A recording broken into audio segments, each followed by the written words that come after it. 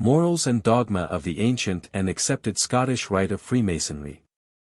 By Albert Pike. Chapter 26, Prince of Mercy, or Scottish Trinitarian.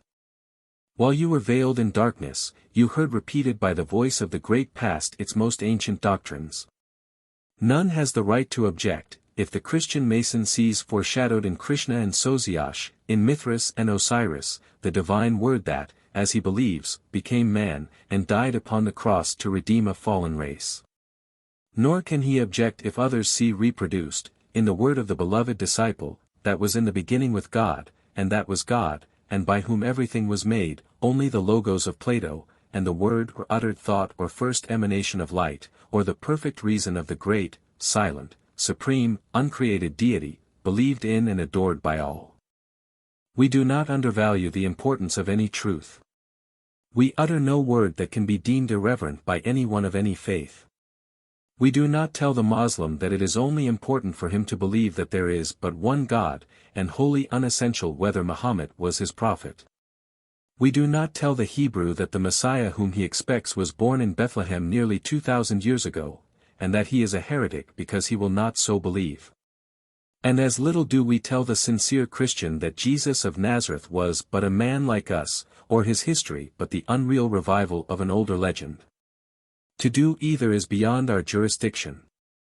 Masonry, of no one age, belongs to all time, of no one religion, it finds its great truths in all.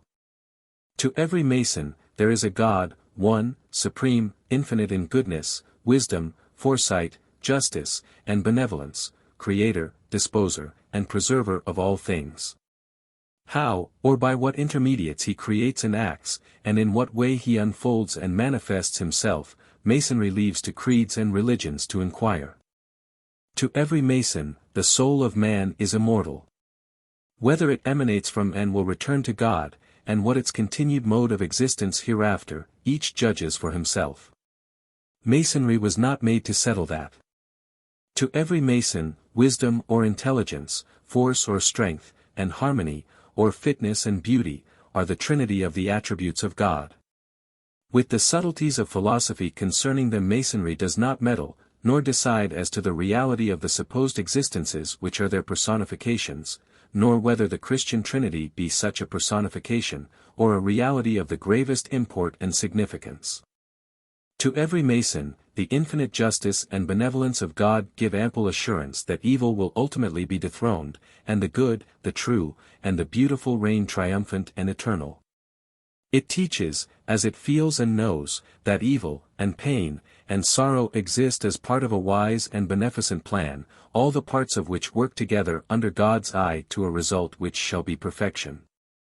Whether the existence of evil is rightly explained in this creed or in that, by Typhon the great serpent, by Ahriman and his armies of wicked spirits, by the giants and titans that war against heaven, by the two coexistent principles of good and evil, by Satan's temptation and the fall of man, by Locke and the serpent Fenris, it is beyond the domain of Masonry to decide, nor does it need to inquire.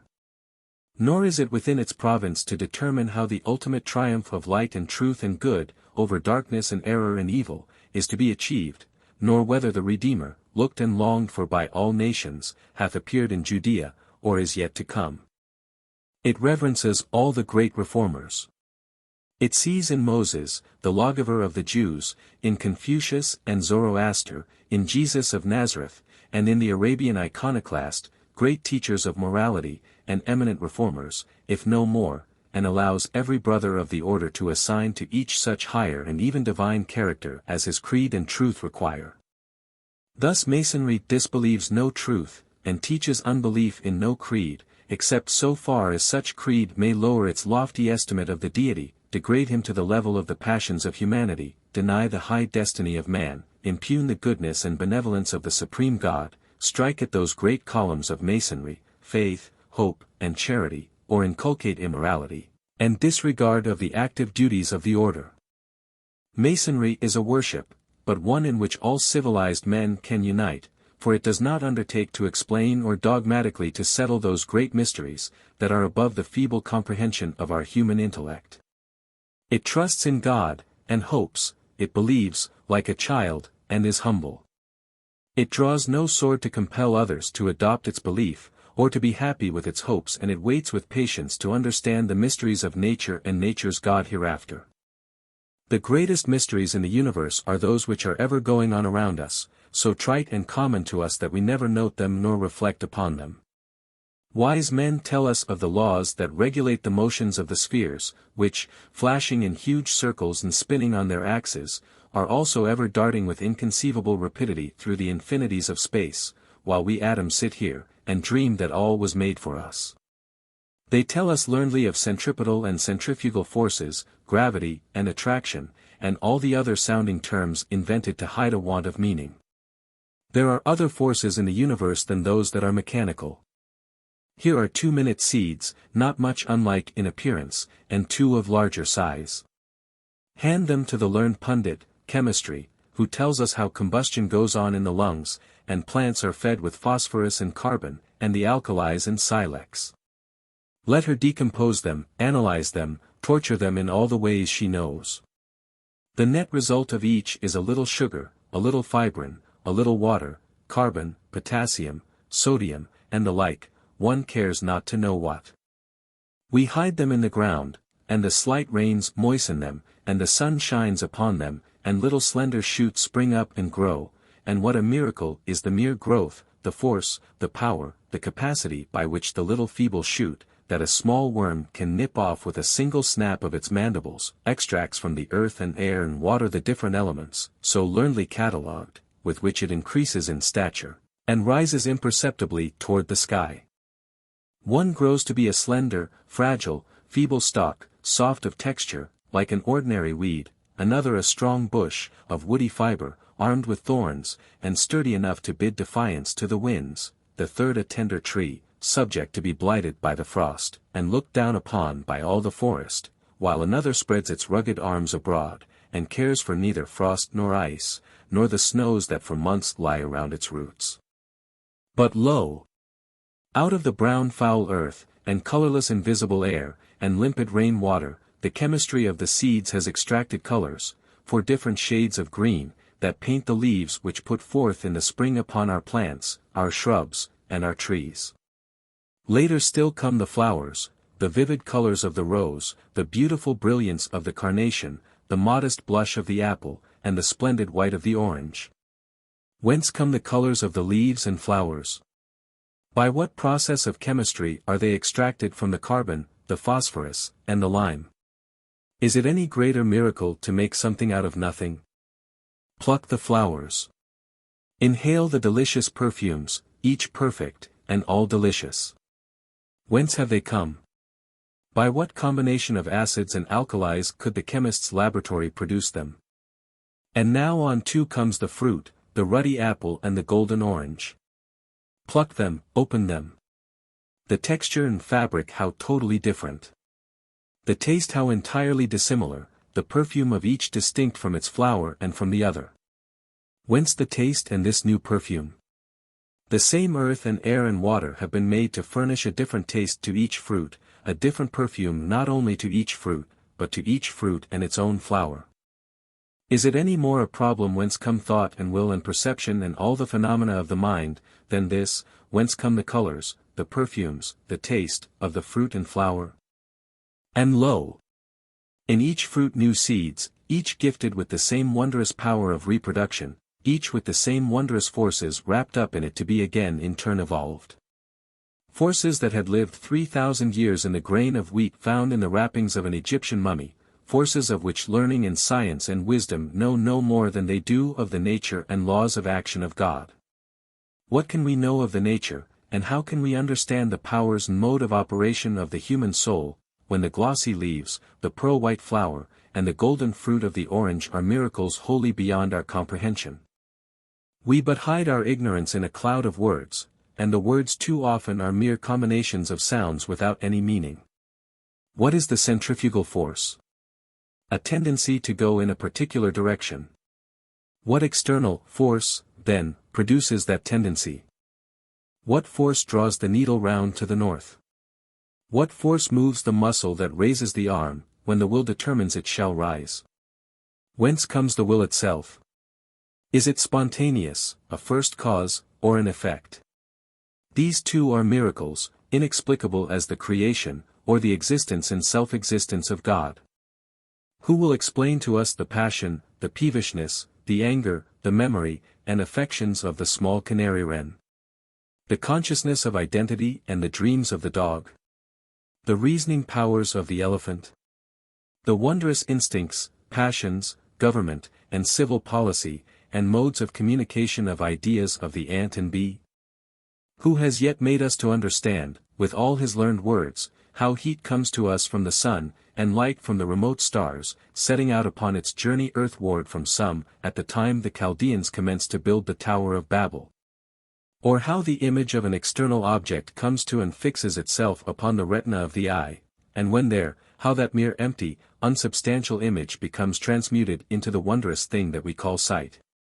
Or how the waves of the atmosphere striking upon the tympanum of the ear, those thin, invisible waves, produce the equally wondrous phenomenon of hearing, and become the roar of the tornado, the crash of the thunder, the mighty voice of the ocean, the chirping of the cricket, the delicate sweet notes and exquisite trills and variations of the wren and mockingbird, or the magic melody of the instrument of Paganini. Our senses are mysteries to us, and we are mysteries to ourselves. Philosophy has taught us nothing as to the nature of our sensations, our perceptions, our cognizances, the origin of our thoughts and ideas, but words. By no effort or degree of reflection, never so long continued, can man become conscious of a personal identity in himself, separate and distinct from his body and his brain.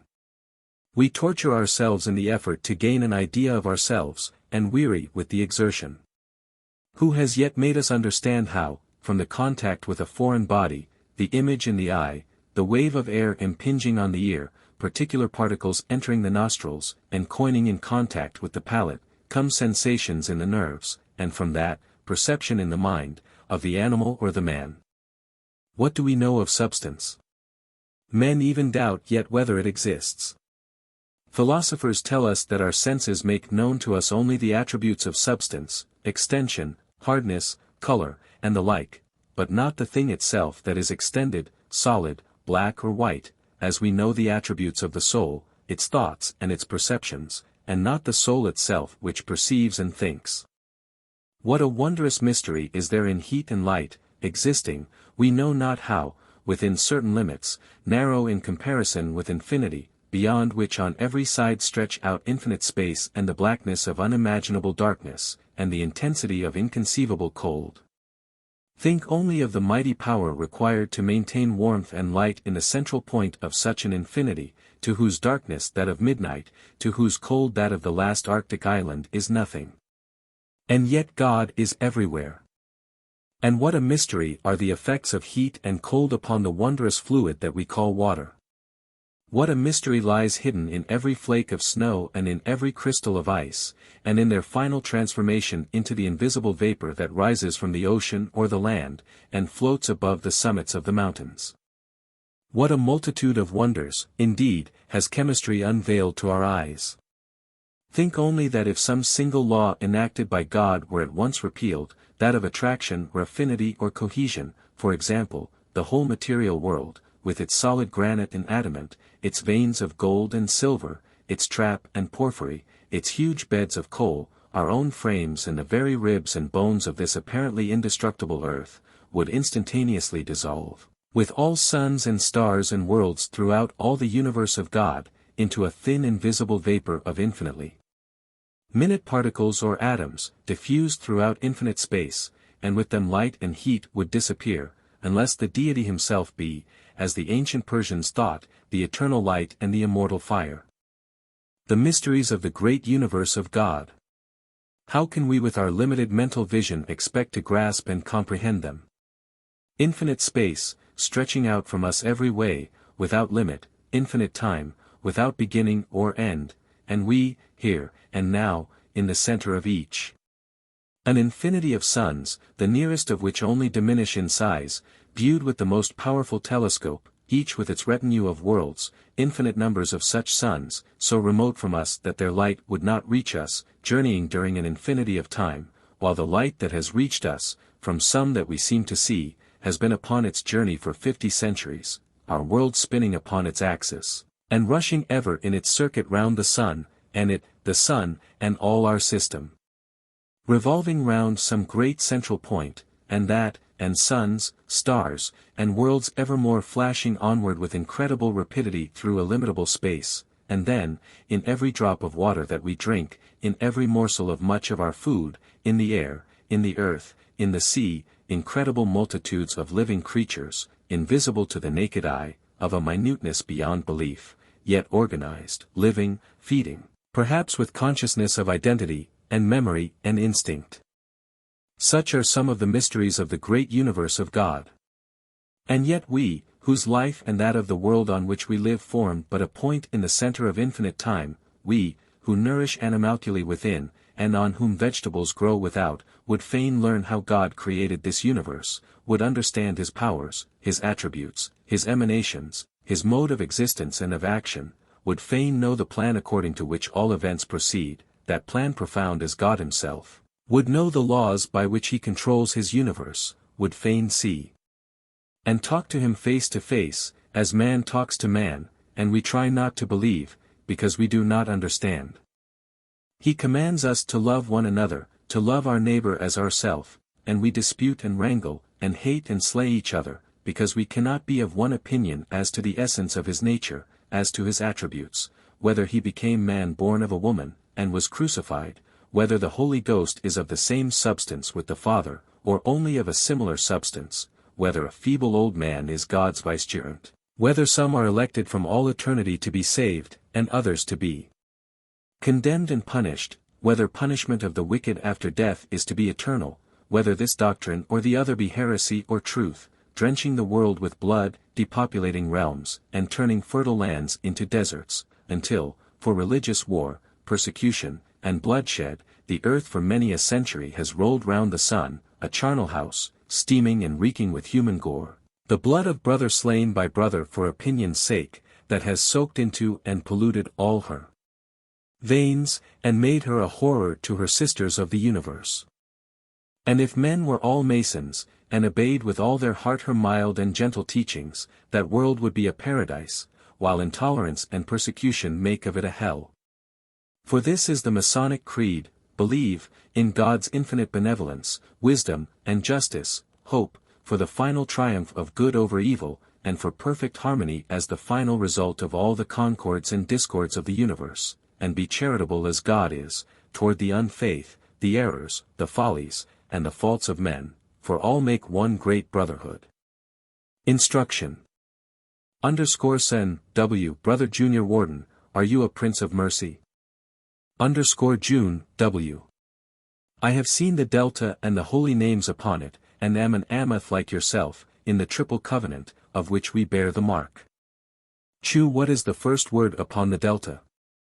Ans. The ineffable name of deity, the true mystery of which is known to the Amath alone. Chu. What do the three sides of the delta denote to us?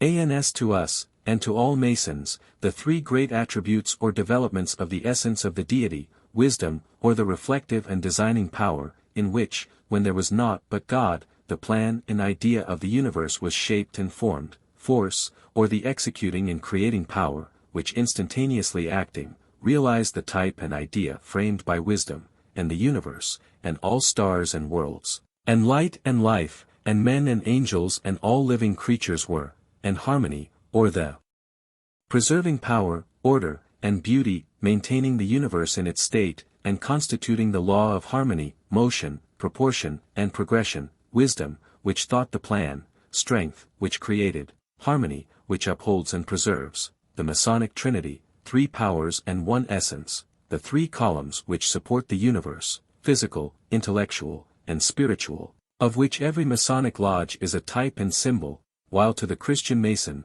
they represent the three that bear record in heaven, the Father, the Word, and the Holy Spirit, which three are one. Chu. What do the three Greek letters upon the delta, iota, eta, and sigma represent? Ans. Three of the names of the supreme deity among the Syrians, Phoenicians, and Hebrews. Ihu, self-existence. Al, the nature God, or soul of the universe. Shaddai supreme power. Also 3 of the 6 chief attributes of God, among the Kabbalists, wisdom, i.e.h., the intellect of the Egyptians, the word of the Platonists, and the wisdom of the Gnostics. Magnificence, al, the symbol of which was the lion's head, and victory and glory, which are the 2 columns Jachin and Boaz, that stand in the portico of the Temple of Masonry. To the Christian Mason they are the first 3 letters of the name of the Son of God, who died upon the cross to redeem mankind. Chu, what is the first of the 3 covenants, of which we bear the mark? Ans, that which God made with Noah, when he said, I will not again curse the earth any more for man's sake, neither will I smite any more everything living as I have done. While the earth remaineth, seed time and harvest, and cold and heat, and winter and summer, and day and night shall not cease. I will establish my covenant with you, and with your seed after you, and with every living creature. All mankind shall no more be cut off by the waters of a flood, nor shall there any more be a flood to destroy the earth. This is the token of my covenant, I do set my bow in the cloud, and it shall be for a token of a covenant between me and the earth, an everlasting covenant between me and every living creature on the earth. Chu, what is the second of the 3 covenants? Ans, that which God made with Abraham, when he said, I am the absolute uncreated God. I will make my covenant between me and thee, and thou shalt be the father of many nations, and kings shall come from thy loins. I will establish my covenant between me and thee, and thy descendants after thee, to the remotest generations, for an everlasting covenant, and I will be thy God and their God, and will give thee the land of Canaan for an everlasting possession. Chu, what is the 3rd covenant? Ans, that which God made with all men by his prophets, when he said, I will gather all nations and tongues, and they shall come and see my glory. I will create new heavens and a new earth, and the former shall not be remembered, nor come into mind. The sun shall no more shine by day, nor the moon by night, but the Lord shall be an everlasting light in splendor. His spirit and his word shall remain with men forever. The heavens shall vanish away like vapor, and the earth shall wax old like a garment, and they that dwell therein shall die, but my salvation shall be forever, and my righteousness shall not end, and there shall be light among the Gentiles, and salvation unto the ends of the earth. The redeemed of the Lord shall return, and everlasting joy be on their heads, and sorrow and mourning shall flee away. Chu, what is the symbol of the triple covenant? Ans, the triple triangle. Chu, of what else is it the symbol to us? Ans, of the trinity of attributes of the deity, and of the triple essence of man, the principle of life, the intellectual power, and the soul or immortal emanation from the deity. Chu, what is the first great truth of the sacred mysteries? Ans, no man hath seen God at any time. He is one, eternal, all-powerful, all-wise, infinitely just, merciful, benevolent, and compassionate, creator and preserver of all things, the source of light and life, coextensive with time and space, who thought, and with the thought created the universe and all living things, and the souls of men, that is, the permanent, while everything beside is a perpetual genesis. Chu, what is the second great truth of the sacred mysteries? Ans, the soul of man is immortal, not the result of organization, nor an aggregate of modes of action of matter, nor a succession of phenomena and perceptions, but an existence, one and identical, a living spirit, a spark of the great central light, that hath entered into and dwells in the body, to be separated therefrom at death, and return to God who gave it, that doth not disperse nor vanish at death, like breath or a smoke, nor can be annihilated, but still exists and possesses activity and intelligence, even as it existed in God, before it was enveloped in the body. Chu, what is the third great truth in Masonry? Ans, the impulse which directs to right conduct, and deters from crime, is not only older than the ages of nations and cities, but coeval with that divine being who sees and rules both heaven and earth. Nor did Tarquin less violate that eternal law, though in his reign there might have been no written law at Rome against such violence, for the principle that impels us to right conduct, and warns us against guilt, springs out of the nature of things. It did not begin to be law when it was first written, nor was it originated, but it is coeval with the divine intelligence itself. The consequence of virtue is not to be made the end thereof, and laudable performances must have deeper roots, motives and instigations, to give them the stamp of virtues. What is the fourth great truth in Masonry? The moral truths are as absolute as the metaphysical truths. Even the deity cannot make it that there should be effects without a cause, or phenomena without substance. As little could he make it to be sinful and evil to respect our pledged word, to love truth, to moderate our passions. The principles of morality are axioms, like the principles of geometry. The moral laws are the necessary relations that flow from the nature of things, and they are not created by, but have existed eternally in God. Their continued existence does not depend upon the exercise of his will. Truth and justice are of his essence. Not because we are feeble and God omnipotent, is it our duty to obey his law. We may be forced, but are not under obligation, to obey the stronger. God is the principle of morality, but not by his mere will, which, abstracted from all other of his attributes, would be neither just nor unjust. Good is the expression of his will, in so far as that will is itself the expression of eternal, absolute, uncreated justice, which is in God, which his will did not create, but which it executes and promulgates, as our will proclaims and promulgates and executes the idea of the good which is in us. He has given us the law of truth and justice, but he has not arbitrarily instituted that law. Justice is inherent in his will, because it is contained in his intelligence and wisdom, in his very nature and most intimate essence. What is the fifth great truth in Masonry? There is an essential distinction between good and evil, what is just and what is unjust, and to this distinction is attached, for every intelligent and free creature, the absolute obligation of conforming to what is good and just. Man is an intelligent and free being, free, because he is conscious that it is his duty, and because it is made his duty, to obey the dictates of truth and justice, and therefore he must necessarily have the power of doing so, which involves the power of not doing so, capable of comprehending the distinction between good and evil, justice and injustice, and the obligation which accompanies it, and of naturally adhering to that obligation, independently of any contract or positive law, capable also of resisting the temptations which urge him toward evil and injustice, and of complying with the sacred law of eternal justice. That man is not governed by a resistless fate or inexorable destiny, but is free to choose between the evil and the good, that justice and right, the good and beautiful, are of the essence of the divinity, like his infinitude, and therefore they are laws to man, that we are conscious of our freedom to act, as we are conscious of our identity, and the continuance and connectedness of our existence, and have the same evidence of one as of the other, and if we can put one in doubt, we have no certainty of either, and everything is unreal, that we can deny our free will and free agency, only upon the ground that they are in the nature of things impossible, which would be to deny the omnipotence of God. What is the sixth great truth of Masonry? The necessity of practicing the moral truths, is obligation. The moral truths, necessary in the eye of reason, are obligatory on the will. The moral obligation, like the moral truth that is its foundation, is absolute. As the necessary truths are not more or less necessary, so the obligation is not more or less obligatory.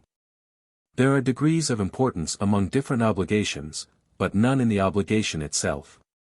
We are not nearly obliged, almost obliged. We are wholly so, or not at all. If there be any place of refuge to which we can escape from the obligation, it ceases to exist. If the obligation is absolute, it is immutable and universal. For if that of today may not be that of tomorrow, if what is obligatory on me may not be obligatory on you, the obligation would differ from itself, and be variable and contingent. This fact is the principle of all morality.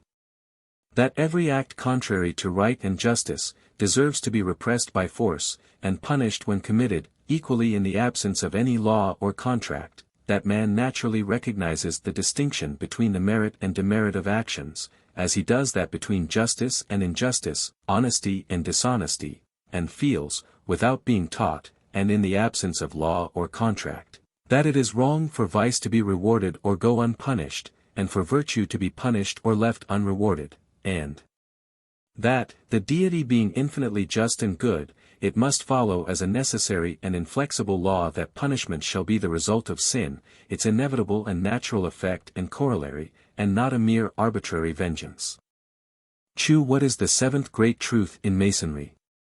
The immutable law of God requires, that besides respecting the absolute rights of others, and being merely just, we should do good, be charitable, and obey the dictates of the generous and noble sentiments of the soul.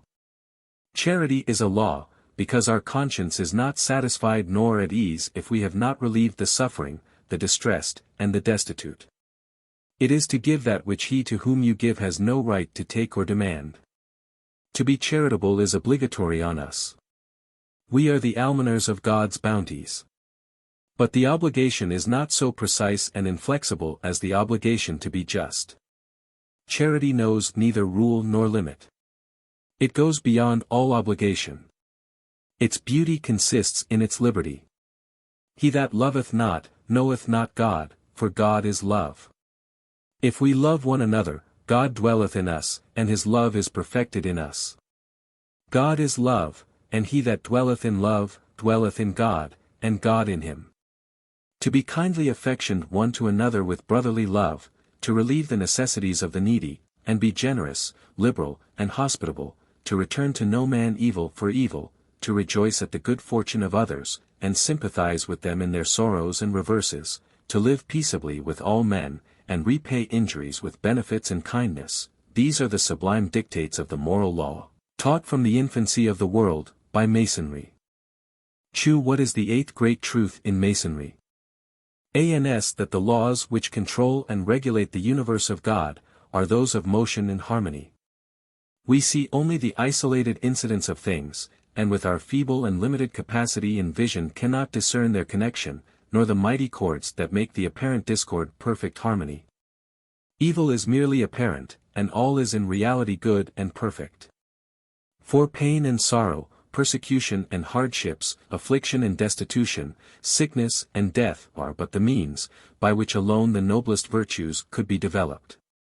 Without them, and without sin and error, and wrong and outrage, as there can be no effect without an adequate cause, there could be neither patience under suffering and distress, nor prudence in difficulty, nor temperance to avoid excess, nor courage to meet danger, nor truth, when to speak the truth is hazardous, nor love, when it is met with ingratitude, nor charity for the needy and destitute, nor forbearance and forgiveness of injuries, nor toleration of erroneous opinions, nor charitable judgment and construction of men's motives and actions, nor patriotism, nor heroism, nor honor, nor self-denial, nor generosity.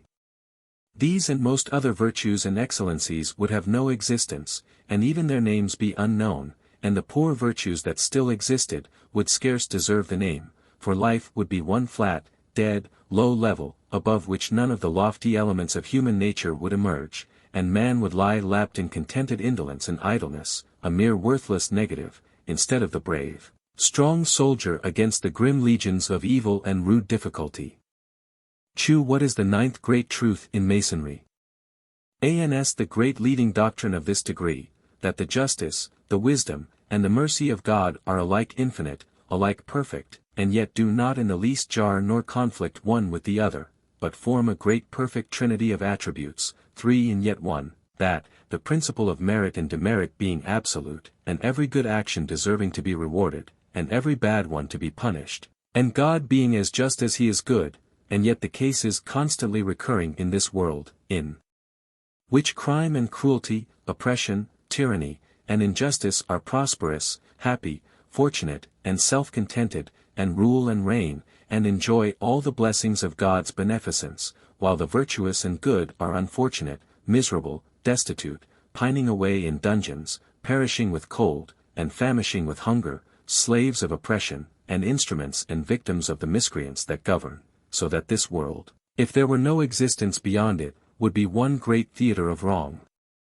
and injustice, proving God wholly disregardful of his own necessary law of merit and demerit. It follows that there must be another life in which these apparent wrongs shall be repaired, that all the powers of man's soul tend to infinity, and his indomitable instinct of immortality, and the universal hope of another life, testified by all creeds, all poetry, all traditions, establish its certainty. For man is not an orphan, but hath a father near at hand, and the day must come when light and truth, and the just and good shall be victorious, and darkness, error, wrong, and evil be annihilated, and known no more forever, that the universe is one great harmony, in which, according to the faith of all nations, deep-rooted in all hearts in the primitive ages, light will ultimately prevail over darkness, and the good principle over the evil, and the myriad souls that have emanated from the divinity, purified and ennobled by the struggle here below, will again return to perfect bliss in the bosom of God, to offend against whose laws will then be no longer possible.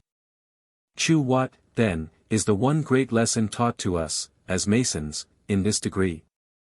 That to that state and realm of light and truth and perfection, which is absolutely certain, all the good men on earth are tending, and if there is a law from whose operation none are exempt, which inevitably conveys their bodies to darkness and to dust, there is another not less certain nor less powerful, which conducts their spirits to that state of happiness and splendor and perfection, the bosom of their Father and their God. The wheels of nature are not made to roll backward. Everything presses on to eternity. From the birth of time an impetuous current has set in, which bears all the sons of men toward that interminable ocean.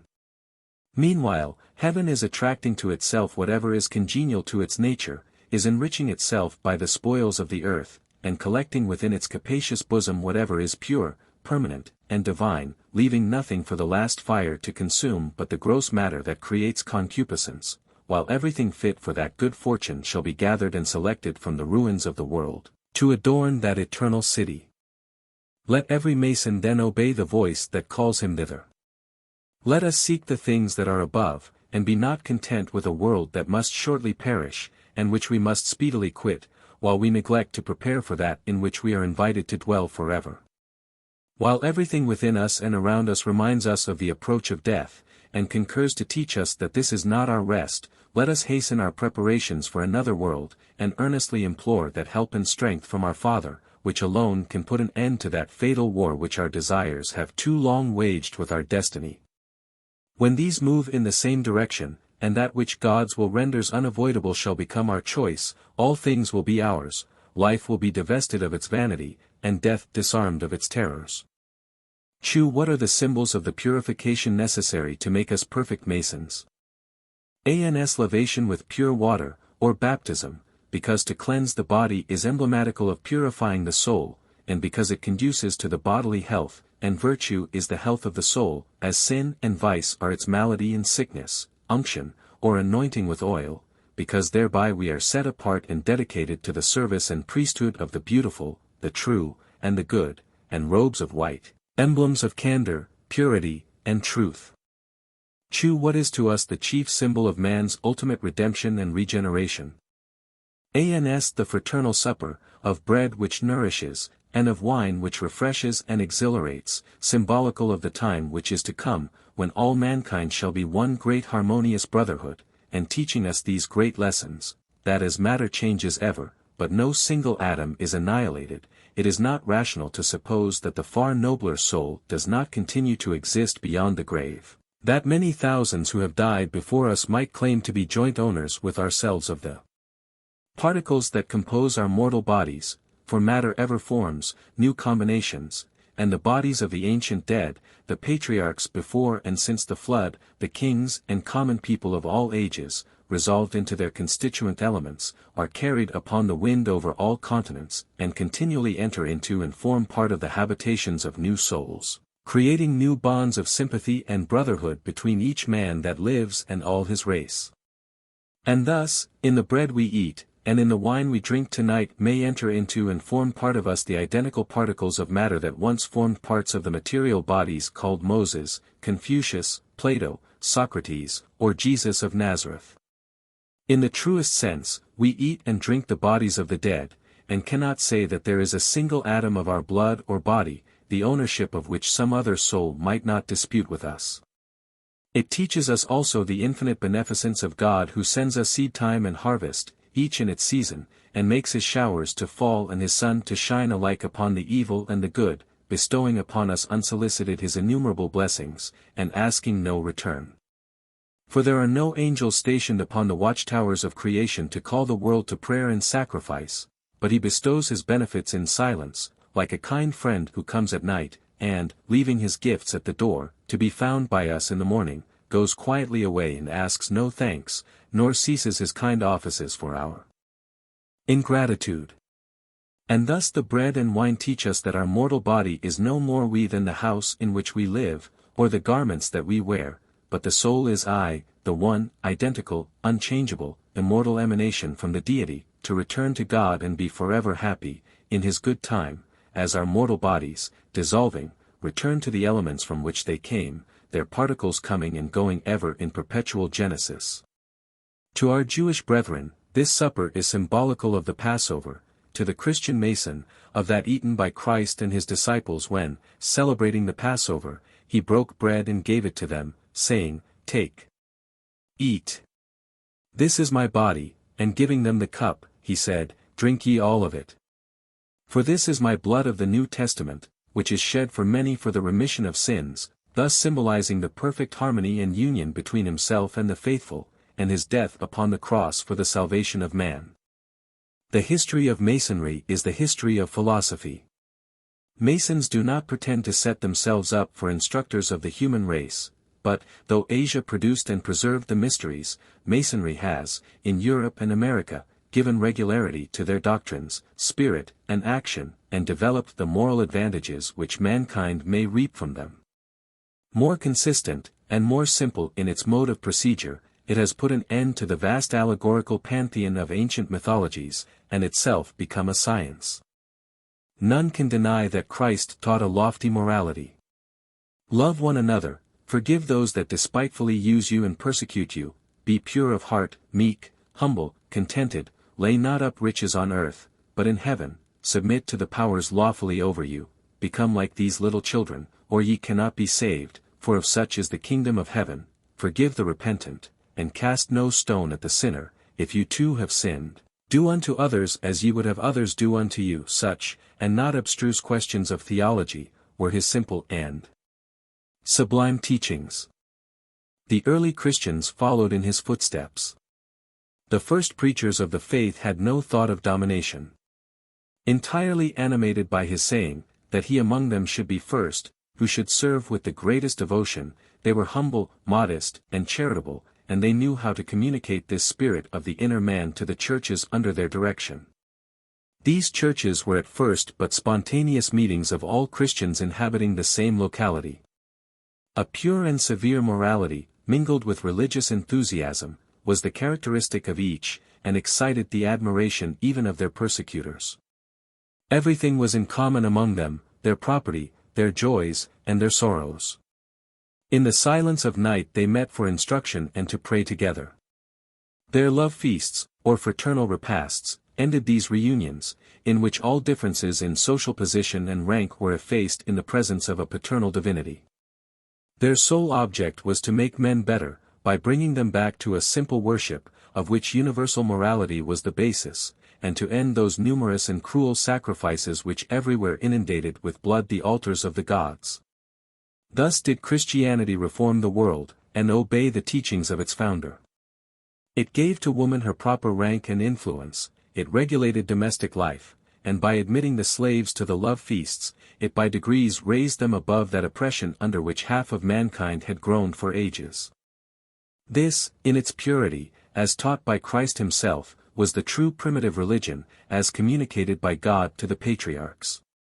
It was no new religion, but the reproduction of the oldest of all, and its true and perfect morality is the morality of Masonry, as is the morality of every creed of antiquity. In the early days of Christianity, there was an initiation like those of the pagans. Persons were admitted on special conditions only. To arrive at a complete knowledge of the doctrine, they had to pass 3 degrees of instruction. The initiates were consequently divided into 3 classes, the first, auditors, the second, catechumens, and the third, the faithful. The auditors were a sort of novices, who were prepared by certain ceremonies and certain instruction to receive the dogmas of Christianity. A portion of these dogmas was made known to the catechumens, who, after particular purifications, received baptism, or the initiation of the theogenesis, divine generation, but in the grand mysteries of that religion, the incarnation, nativity, passion, and resurrection of Christ, none were initiated but the faithful. These doctrines, and the celebration of the holy sacraments, particularly the Eucharist, were kept with profound secrecy. These mysteries were divided into two parts, the first styled the Mass of the catechumens, the second, the Mass of the faithful. The celebration of the mysteries of Mithras was also styled a Mass, and the ceremonies used were the same. There were found all the sacraments of the Catholic Church, even the breath of confirmation. The priest of Mithras promised the initiates deliverance from sin, by means of confession and baptism, and a future life of happiness or misery. He celebrated the oblation of bread, image of the resurrection. The baptism of newly born children, extreme unction, confession of sins, all belonged to the Mithriac rites. The candidate was purified by a species of baptism, a mark was impressed upon his forehead, he offered bread and water, pronouncing certain mysterious words. During the persecutions in the early ages of Christianity, the Christians took refuge in the vast catacombs which stretched for miles in every direction under the city of Rome, and are supposed to have been of Etruscan origin. There, amid labyrinthine windings, deep caverns, hidden chambers, chapels, and tombs, the persecuted fugitives found refuge, and there they performed the ceremonies of the mysteries. The Basilidians, a sect of Christians that arose soon after the time of the Apostles, practiced the mysteries, with the old Egyptian legend. They symbolized Osiris by the sun, Isis by the moon, and Typhon by Scorpio, and wore crystals bearing these emblems, as amulets or talismans to protect them from danger, upon which were also a brilliant star and the serpent. They were copied from the talismans of Persia and Arabia, and given to every candidate at his initiation. Irenaeus tells us that the Simonians, one of the earliest sects of the Gnostics, had a priesthood of the mysteries. Tertullian tells us that the Valentinians, the most celebrated of all the Gnostic schools, imitated, or rather perverted, the mysteries of Eleusis. Irenaeus informs us, in several curious chapters, of the mysteries practiced by the Marcosians, and Origen gives much information as to the mysteries of the Ophites, and there is no doubt that all the Gnostic sects had mysteries and an initiation. They all claimed to possess a secret doctrine, coming to them directly from Jesus Christ, different from that of the Gospels and Epistles, and superior to those communications, which in their eyes, were merely exoteric. This secret doctrine they did not communicate to every one, and among the extensive sect of the Basilidians hardly 1 in 1,000 knew it, as we learn from Irenaeus. We know the name of only the highest class of their initiates. They were styled elect or elus, and strangers to the world. They had at least 3 degrees, the material, the intellectual, and the spiritual, and the lesser and greater mysteries, and the number of those who attained the highest degree was quite small. Baptism was one of their most important ceremonies, and the Basilidians celebrated the 10th of January, as the anniversary of the day on which Christ was baptized in Jordan. They had the ceremony of laying on of hands, by way of purification, and that of the mystic banquet, emblem of that to which they believed the heavenly wisdom would one day admit them, in the fullness of things. Their ceremonies were much more like those of the Christians than those of Greece, but they mingled with them much that was borrowed from the Orient and Egypt, and taught the primitive truths, mixed with a multitude of fantastic errors and fictions. The discipline of the secret was the concealment, occultatio, of certain tenets and ceremonies. So says Clemens of Alexandria. To avoid persecution, the early Christians were compelled to use great precaution, and to hold meetings of the faithful, of the household of faith, in private places, under concealment by darkness. They assembled in the night, and they guarded against the intrusion of false brethren and profane persons, spies who might cause their arrest. They conversed together figuratively, and by the use of symbols, lest cowens and eavesdroppers might overhear, and there existed among them a favored class, or order, who were initiated into certain mysteries which they were bound by solemn promise not to disclose, or even converse about, except with such as had received them under the same sanction. They were called brethren, the faithful, stewards of the mysteries, superintendents, devotees of the secret, and architects. In the Hierarchio, attributed to Saint Dionysius the Areopagite, the first bishop of Athens, the tradition of the sacrament is said to have been divided into 3 degrees, or grades: purification, initiation, and accomplishment or perfection, and it mentions also, as part of the ceremony, the bringing to sight. The Apostolic Constitutions, attributed to Clemens, Bishop of Rome, describe the early Church, and say, these regulations must on no account be communicated to all sorts of persons, because of the mysteries contained in them. They speak of the deacon's duty to keep the doors, that none uninitiated should enter at the oblation. Ostiarii, or doorkeepers, kept guard, and gave notice of the time of prayer in church assemblies, and also by private signal, in times of persecution, gave notice to those within, to enable them to avoid danger. The mysteries were open to the fideles or faithful only, and no spectators were allowed at the communion. Tertullian, who died about AD 216, says in his Apology, "None are admitted to the religious mysteries without an oath of secrecy. We appeal to your Thracian and Eleusinian mysteries, and we are especially bound to this caution, because if we prove faithless, we should not only provoke heaven, but draw upon our heads the utmost rigor of human displeasure. And should strangers betray us? They know nothing but by report and hearsay. Far hence, ye profane, is the prohibition from all holy mysteries." Clemens, Bishop of Alexandria, born about AD 191, says, in his Stramata, that he cannot explain the mysteries, because he should thereby, according to the old proverb, put a sword into the hands of a child. He frequently compares the discipline of the secret with the heathen mysteries, as to their internal and recondite wisdom. Whenever the early Christians happened to be in company with strangers, more properly termed the profane, they never spoke of their sacraments, but indicated to one another what they meant by means of symbols and secret watchwords, disguisedly, and as by direct communication of mind with mind, and by enigmas. Origen, born AD 134 or 135, answering Celsus, who had objected that the Christians had a concealed doctrine, said, "Inasmuch as the essential and important doctrines and principles of Christianity are openly taught, it is foolish to object that there are other things that are recondite, for this is common to Christian discipline with that of those philosophers in whose teaching some things were exoteric and some esoteric, and it is enough to say that it was so with some of the disciples of Pythagoras." The formula which the primitive church pronounced at the moment of celebrating its mysteries, was this: "Depart, ye profane. Let the catechumens, and those who have not been admitted or initiated, go forth."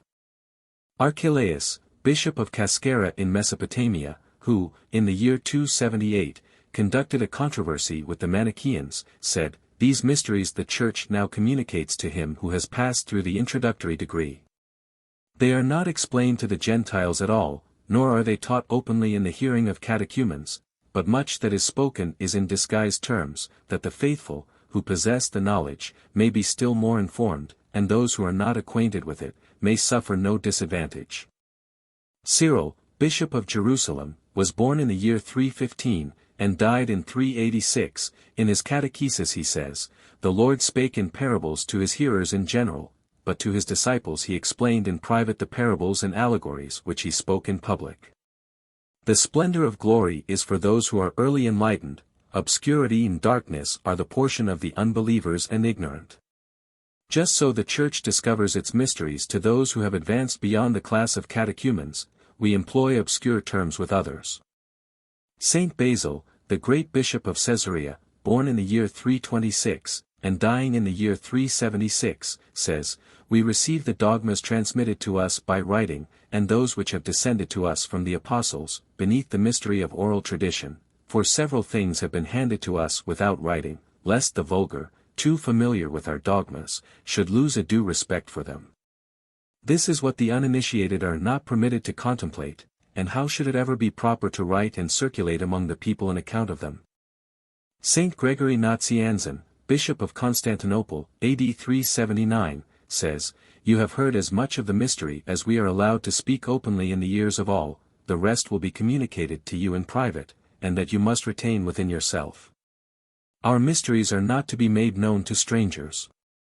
Saint Ambrose, Archbishop of Milan, who was born in 340, and died in 393, says in his work De Mysteries, all the mysteries should be kept concealed, guarded by faithful silence, lest it should be inconsiderately divulged to the ears of the profane.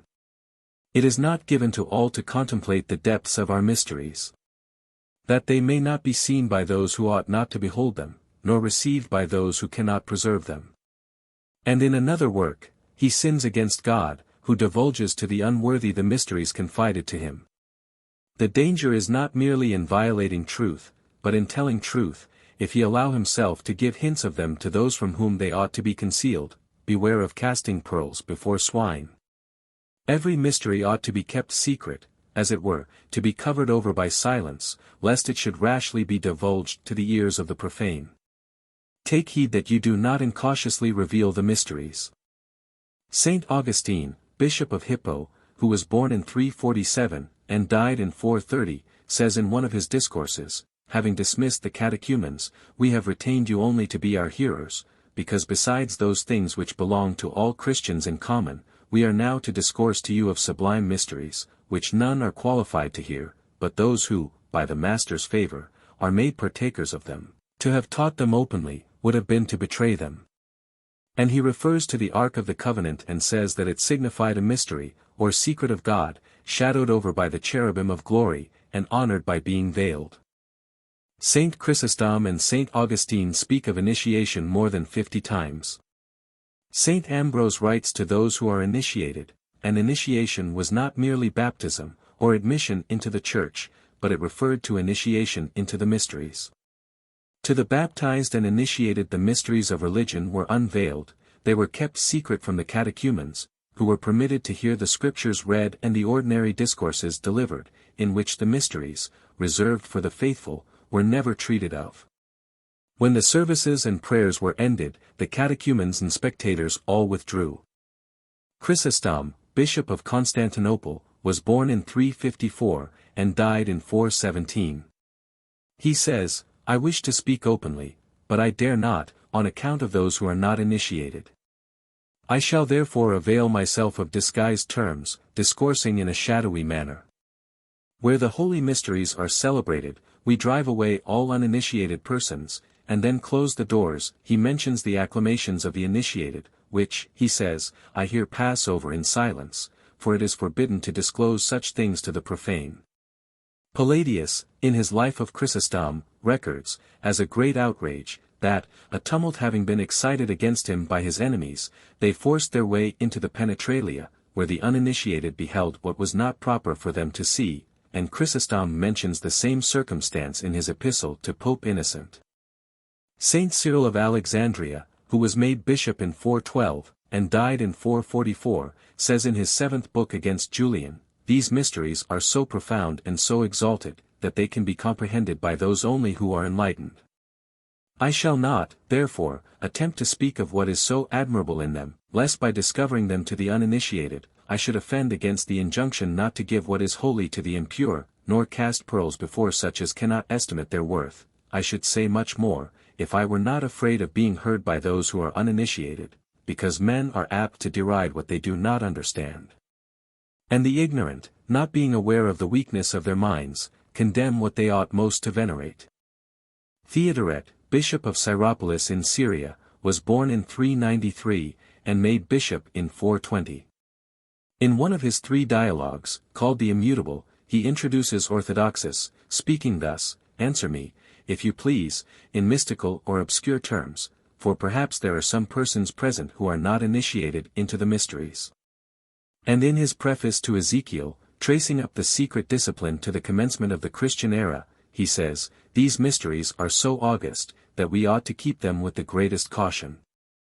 Minucius Felix, an eminent lawyer of Rome, who lived in 212, and wrote a defense of Christianity, says, many of them, the Christians, know each other by tokens and signs, natus et insignibus, and they form a friendship for each other, almost before they become acquainted.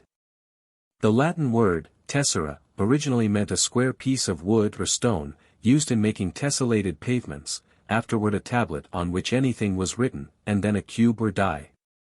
Its most general use was to designate a piece of metal or wood, square in shape, on which the watchword of an army was inscribed, whence tessera came to mean the watchword itself. There was also a tessera hospitalis, which was a piece of wood cut into two parts, as a pledge of friendship. Each party kept one of the parts, and they swore mutual fidelity by Jupiter. To break the tessera was considered a dissolution of the friendship. The early Christians used it as a mark, the watchword of friendship. With them it was generally in the shape of a fish, and made of bone. On its face was inscribed the word, a fish, the initials of which represented the Greek words, Jesus Christ, the Son of God, the Savior. Saint Augustine, De Fide Symbolis, says, "This is the faith which in a few words is given to the novices to be kept by a symbol. These few words are known to all the faithful, that by believing they may be submissive to God, by being thus submissive, they may live rightly, by living rightly, they may purify their hearts and with a pure heart may understand what they believe." Maximus Taurinus says, "The tessera is a symbol and sign by which to distinguish between the faithful and the profane."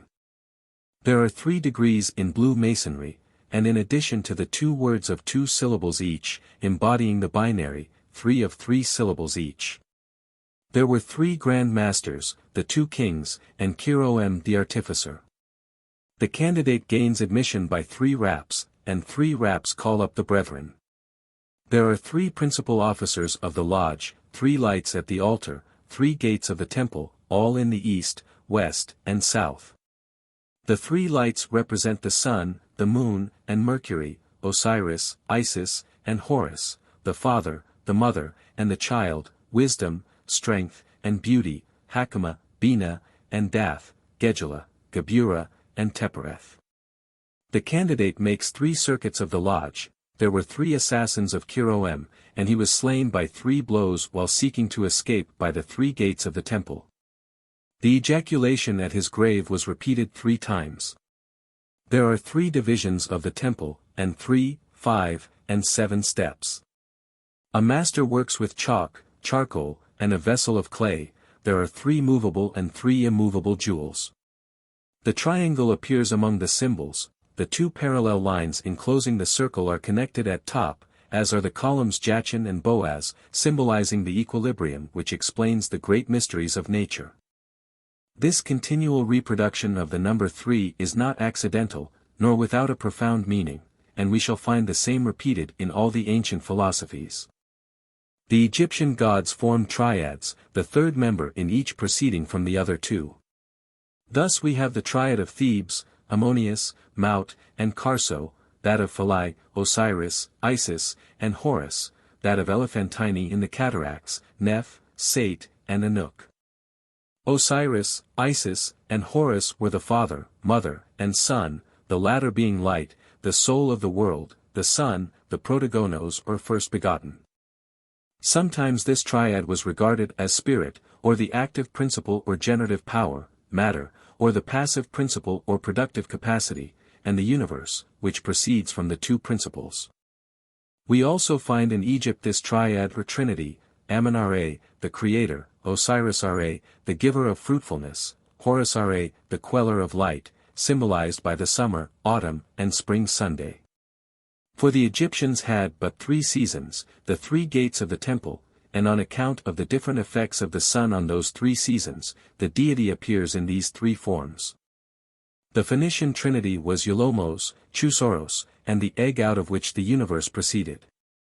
The Chaldean triad consisted of Bel, the Persian Zervana Akarana, Oromasdes, and Ahriman, the good and evil principle alike outflowing from the Father, by their equilibrium and alternating preponderance to produce harmony. Each was to rule, in turn, for equal periods, until finally the evil principle should itself become good. The Chaldean and Persian oracles of Zoroaster give us the triad, fire, light, and ether. Orpheus celebrates the triad of Phans, Arenas, and Kronos. Khoury says the Orphic trinity consisted of Métis, Phans, and Ericopaeus, will, light or love, and life. Acusilus makes it consist of Métis, Eros, and ether, will, love, and ether. Pherecydes of Syros, of fire, water, and air or spirit.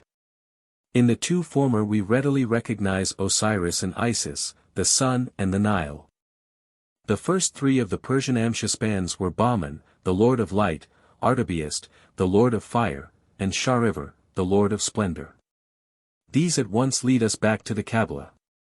Plutarch says, the better and diviner nature consists of three, the intelligible, i.e. that which exists within the intellect only as yet, and matter, and that which proceeds from these, which the Greeks call cosmos, of which Plato calls the intelligible, the idea, the exemplar, the father, matter, the mother, the nurse, and the receptacle and place of generation, and the issue of these two, the offspring and genesis.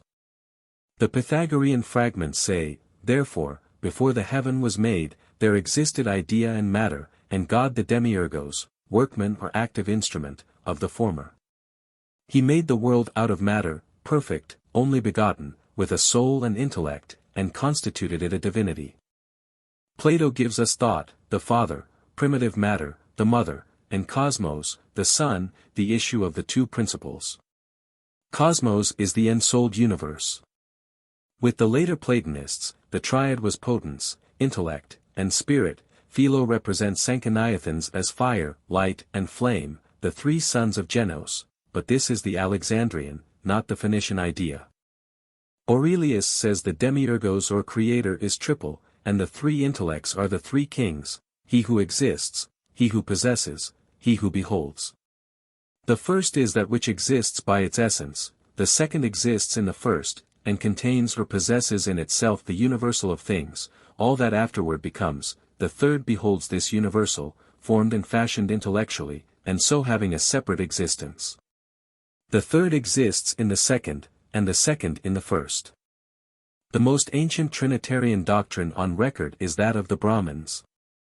The eternal supreme essence, called Parabrahma, Brahm, Paratma, produced the universe by self-reflection, and first revealed himself as Brahma, the creating power, then as Vishnu, the preserving power, and lastly as Shiva, the destroying and renovating power, the three modes in which the supreme essence reveals himself in the material universe, but which soon came to be regarded as three distinct deities.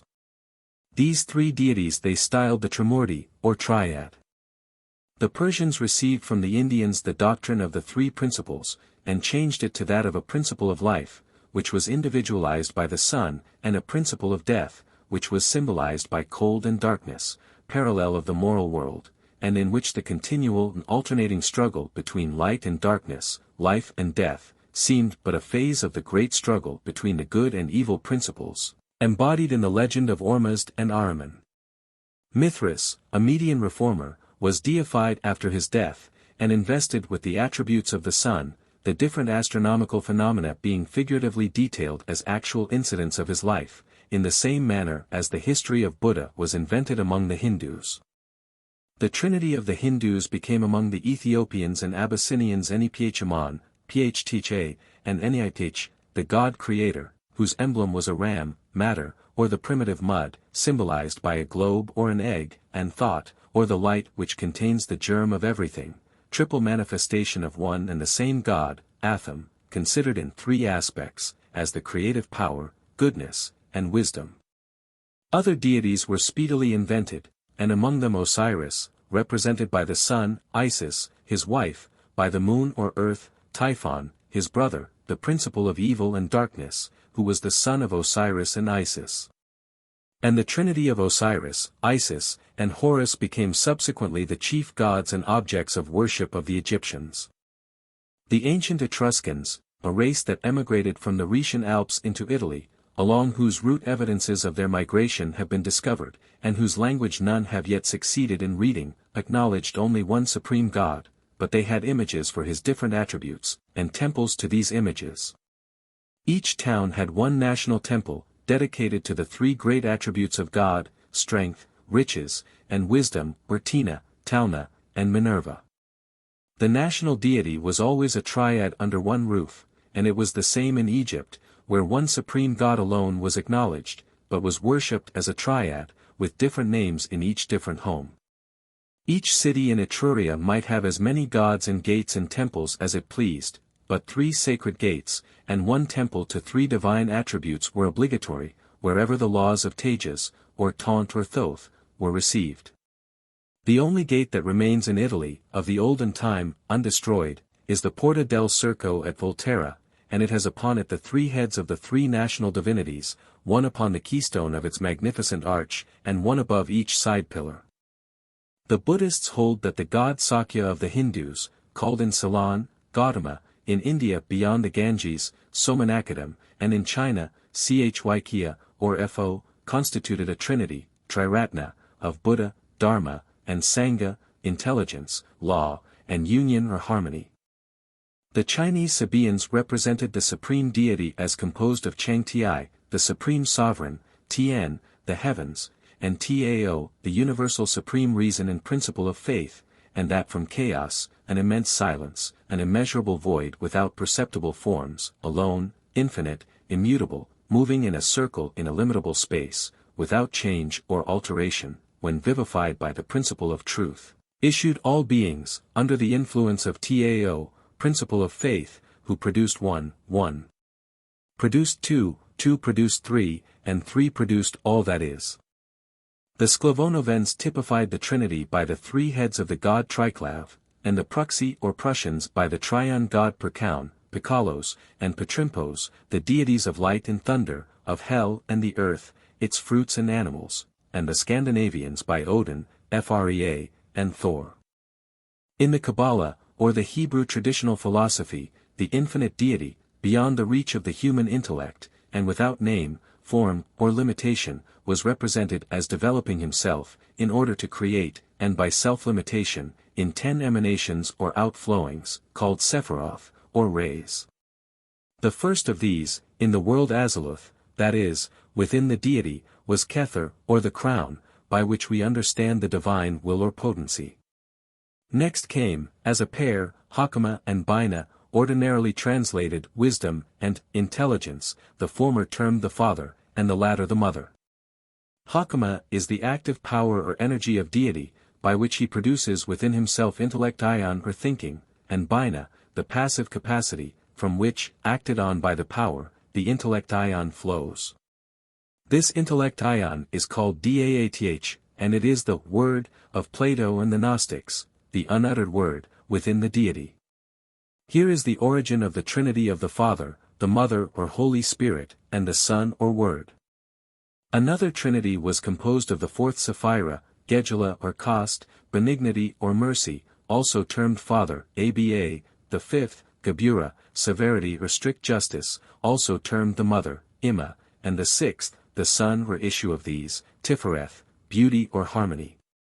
Everything, says the Sohar, proceeds according to the mystery of the balance, that is, by the equilibrium of opposites, and thus from the infinite mercy and the infinite justice, in equilibrium, flows the perfect harmony of the universe. Infinite power, which is lawless, and infinite wisdom, in equilibrium, also produce beauty or harmony, as son, issue, or result, the word, or utterance of the thought of God. Power and justice or severity are the same, wisdom and mercy or benignity are the same, in the infinite divine nature.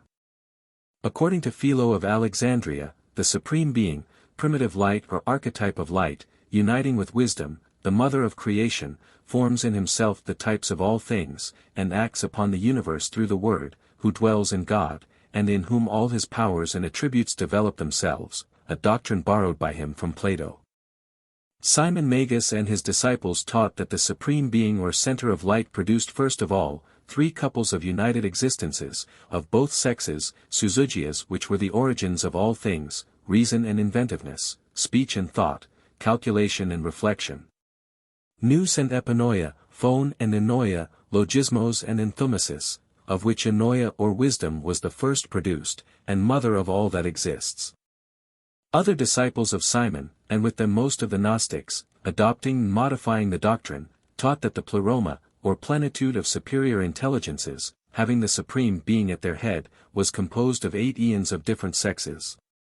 Profundity and silence, spirit and truth, the word and life, man and the church, Buthos and Sige, Pneuma and Aletheia, Logos and Zoe, Anthropos and Ecclesia.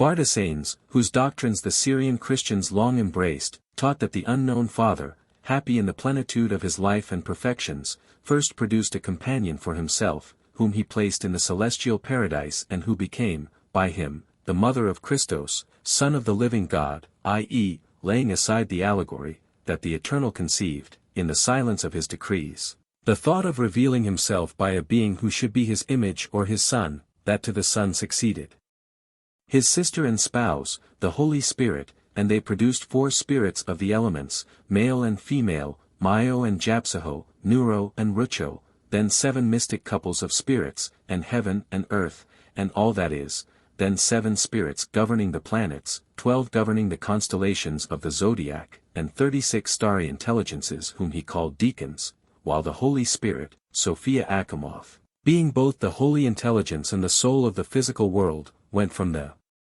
Pleroma into that material world and there mourned her degradation, until Christos, her former spouse, coming to her with his divine light and love, guided her in the way to purification, and she again united herself with him as his primitive companion. Basilides, the Christian Gnostic, taught that there were 7 emanations from the Supreme Being, the firstborn, thought, the word, reflection, wisdom, power, and righteousness.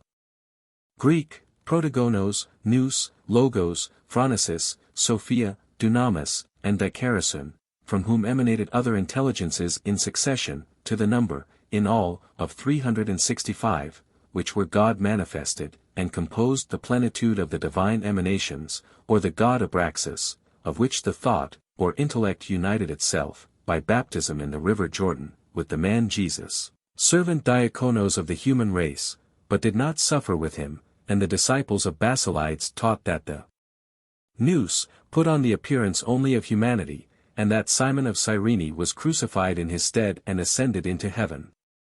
Basilides held that out of the unrevealed God, who is at the head of the world of emanations, and exalted above all conception or designation were evolved 7 living, self-subsistent, ever-active hypostatized powers.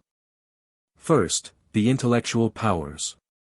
First, Nous, the mind. 2d. Logos, the reason. 3d. Phronesis, the thinking power. 4th, Sophia, wisdom. 2nd, the active or operative power. 5th, Dunamis, might, accomplishing the purposes of wisdom. 3rd, the moral attributes. 6th, Dikaiosune, holiness or moral perfection. 7th, Irene, inward tranquility. These 7 powers, dunamis, with the primal ground out of which they were evolved, constituted in his scheme the prot-ogdoas, or first octave, the root of all existence. From this point, the spiritual life proceeded to evolve out of itself continually many gradations of existence, each lower one being still the impression, the antitype, of the immediate higher one. He supposed there were 365 of these regions or gradations, expressed by the mystical word, Greek, abraxas. The Greek abraxas is thus interpreted, by the usual method of reckoning Greek letters numerically. Greek, alpha 1, beta 2, rho 100, a, l, psi, 60, Greek, alpha, l, final sigma, 200 equals 365, which is the whole emanation world, as the development of the Supreme Being. In the system of Basilides, light, life, soul, and good were opposed to darkness, death, matter, and evil, throughout the whole course of the universe. According to the Gnostic view, God was represented as the immanent, incomprehensible and original source of all perfection, the unfathomable abyss, according to Valentinus, exalted above all possibility of designation, of whom, properly speaking, nothing can be predicated, the Greek, kappa alpha tau omicron nu mu alpha sigma tau, of Basilides, the Philo. From this incomprehensible essence of God, an immediate transition to finite things is inconceivable. Self-limitation is the first beginning of a communication of life on the part of God, the first passing of the hidden deity into manifestation, and from this proceeds all further self-developing manifestation of the divine essence. From this primal link in the chain of life there are evolved, in the first place, the manifold powers or attributes inherent in the divine essence, which, until that first self-comprehension, were all hidden in the abyss of his essence. Each of these attributes presents the whole divine essence under one particular aspect, and to each, therefore, in this respect, the title of God may appropriately be applied. These divine powers evolving themselves to self-subsistence, become thereupon the germs and principles of all further developments of life. The life contained in them unfolds and individualizes itself more and more, but in such a way that the successive grades of this evolution of life continually sink lower and lower, the spirits become feebler, the further they are removed from the first link in the series. The first manifestation they termed proton catalepton 2 theou, which was hypostatically represented in a Greek nous or logos. In the Alexandrian gnosis, the Platonic notion of the Greek, Hule predominates. This is the dead, the unsubstantial, the boundary that limits from without the evolution of life in its gradually advancing progression, whereby the perfect is ever evolving itself into the less perfect. This Eli again, is represented under various images, at one time as the darkness that exists alongside of the light, at another, as the void, kenoma, kenon, in opposition to the fullness of the divine life, or as the shadow that accompanies the light, or as the chaos, or the sluggish, stagnant, dark water. This matter, dead in itself, possesses by its own nature no inherent tendency, as life of every sort is foreign to it, itself makes no encroachment on the divine. As, however, the evolutions of the divine life, the essences developing themselves out of the progressive emanation, become feebler, the further they are removed from the first link in the series, and as their connection with the first becomes looser at each successive step, there arises at the last step of the evolution, an imperfect, defective product, which, unable to retain its connection with the chain of divine life, sinks from the world of eons into the material chaos, or, according to the same notion, somewhat differently expressed, according to the Ophites and to Bardesanes, a drop from the fullness of the divine life bubbles over into the bordering void. Hereupon the dead matter, by commixture with the living principle, which it wanted, first of all receives animation. But, at the same time, also, the divine, the living, becomes corrupted by mingling with the chaotic mass. Existence now multiplies itself. There arises a subordinate, defective life, there is ground for a new world, a creation starts into being, beyond the confines of the world of emanation. But on the other hand, since the chaotic principle of matter has acquired vitality, there now arises a more distinct and more active opposition to the godlike, a barely negative, blind, ungodly nature power, which obstinately resists all influence of the divine, hence, as products, of the spirit of the Eli, Pneuma Helicon, are Satan, malignant spirits, wicked men, in none of whom is there any reasonable or moral principle, or any principle of a rational will, but blind passions alone have the ascendancy. In them there is the same conflict, as the scheme of Platonism supposes, between the soul under the guidance of divine reason the nous, and the soul blindly resisting reason, between the pronoia and the anage, the divine principle and the natural. The Syrian gnosis assured the existence of an active, turbulent kingdom of evil, or of darkness, which, by its encroachments on the kingdom of light, brought about a commixture of the light with the darkness, of the godlike with the ungodlike. Even among the Platonists, some thought that along with an organized, inert matter, the substratum of the corporeal world, there existed from the beginning a blind, lawless motive power, an ungodlike soul, as its original motive and active principle. As the inorganic matter was organized into a corporeal world, by the plastic power of the deity, so, by the same power, law and reason were communicated to that turbulent, irrational soul. Thus the chaos of the Greek Eli was transformed into an organized world, and that blind soul into a rational principle, a mundane soul animating the universe. As from the latter proceeds all rational, spiritual life in humanity, so from the former proceeds all that is irrational, all that is under the blind sway of passion and appetite, and all malignant spirits are its progeny.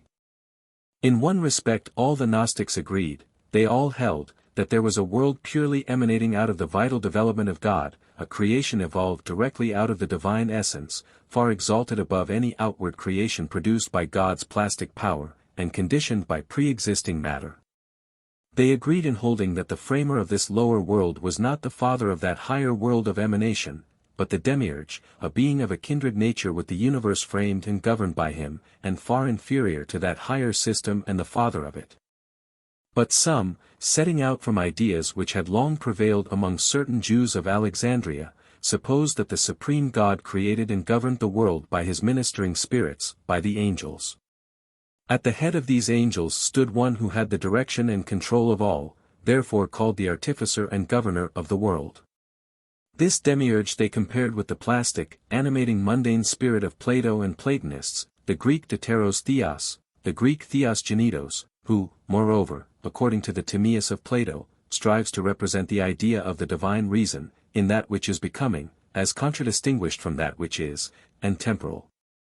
This angel is a representative of the supreme God, on the lower stage of existence. He does not act independently, but merely according to the ideas inspired in him by the supreme God, just as the plastic, mundane soul of the Platonists creates all things after the pattern of the ideas communicated by the supreme reason, nous, the Greek paradigma, of the divine reason hypostatized. But these ideas transcend his limited essence, he cannot understand them, he is merely their unconscious organ, and therefore is unable himself to comprehend the whole scope and meaning of the work which he performs. As an organ under the guidance of a higher inspiration, he reveals higher truths than he himself can comprehend. The mass of the Jews, they held, recognized not the angel, by whom, in all the theophanies of the Old Testament, God revealed himself. They knew not the demiurge in his true relation to the hidden supreme God, who never reveals himself in the sensible world. They confounded the type and the archetype, the symbol and the idea. They rose no higher than the demiurge, they took him to be the supreme God himself. But the spiritual men among them, on the contrary, clearly perceived, or at least divined, the ideas veiled under Judaism. They rose beyond the demiurge, to a knowledge of the supreme God, and are therefore properly his worshippers, Greek therapeutai. Other Gnostics, who had not been followers of the Mosaic religion, but who had, at an earlier period, framed to themselves an Oriental gnosis, regarded the demiurge as a being absolutely hostile to the supreme God. He and his angels, notwithstanding their finite nature, wish to establish their independence. They will tolerate no foreign rule within their realm. Whatever of a higher nature descends into their kingdom, they seek to hold imprisoned there, lest it should raise itself above their narrow precincts. Probably, in this system, the kingdom of the demiurgic angels corresponded, for the most part, with that of the deceitful star spirits, who seek to rob man of his freedom, to beguile him by various arts of deception, and who exercise a tyrannical sway over the things of this world. Accordingly, in the system of these Sabaeans, the 7 planet spirits, and the 12 star spirits of the zodiac, who sprang from an irregular connection between the cheated Fedahil and the spirit of darkness, play an important part in everything that is bad. The demiurge is a limited and limiting being, proud, jealous, and revengeful, and this his character betrays itself in the Old Testament, which, the Gnostics held, came from him. They transferred to the demiurge himself, whatever in the idea of God, as presented by the Old Testament, appeared to them defective. Against his will and rule the Greek, Upsilon Nueda, was continually rebelling, revolting without control against the dominion which he, the fashioner, would exercise over it, casting off the yoke imposed on it and destroying the work he had begun. The same jealous being, limited in his power, ruling with despotic sway, they imagined they saw in nature. He strives to check the germination of the divine seeds of life which the supreme God of holiness and love, who has no connection whatever with the sensible world, has scattered among men. That perfect God was at most known and worshipped in mysteries by a few spiritual men. The Gospel of St. John is in great measure a polemic against the Gnostics, whose different sects, to solve the great problems, the creation of a material world by an immaterial being, the fall of man, the incarnation, the redemption and restoration of the spirits called men, admitted a long series of intelligences, intervening in a series of spiritual operations, and which they designated by the names, the beginning, the Word, the only begotten, life, light, and spirit, ghost, archie, logos. Monogenes, Zoe, Phos, and Pneuma. St. John, at the beginning of his Gospel, avers that it was Jesus Christ who existed in the beginning, that he was the Word of God by which everything was made, that he was the only begotten, the life and the light, and that he diffuses among men the Holy Spirit, or Ghost, the divine life and light. So the pleroma, plenitude or fullness, was a favorite term with the Gnostics, and truth and grace were the Gnostic eons, and the Simonians, Docetes, and other Gnostics held that the eon Christ Jesus was never really, but only apparently clothed with a human body, but St. John replies that the Word did really become flesh, and dwelt among us, and that in him were the pleroma and truth and grace. In the doctrine of Valentinus, reared a Christian at Alexandria, God was a perfect being, an abyss, which no intelligence could sound, because no eye could reach the invisible and ineffable heights on which he dwelt, and no mind could comprehend the duration of his existence. He has always been, he is the primitive father and beginning. Pro pater and pork, he will be always, and does not grow old. The development of his perfections produced the intellectual world. After having passed infinite ages in repose and silence, he manifested himself by his thought, source of all his manifestations, and which received from him the germ of his creations. Being of his being, his thought is also termed charis, grace or joy, and silence or the ineffable. Its first manifestation was nous, the intelligence, first of the eons, commencement of all things, first revelation of the divinity, the Greek monogenes, or only begotten, next, truth, his companion. Their manifestations were the Word and life, and theirs, man and the Church, and from these, other 12, 6 of whom were hope, faith, charity, intelligence, happiness, and wisdom, or, in the Hebrew, Keston, Kina, Amphi, Wananim, Thedes, and Ubina.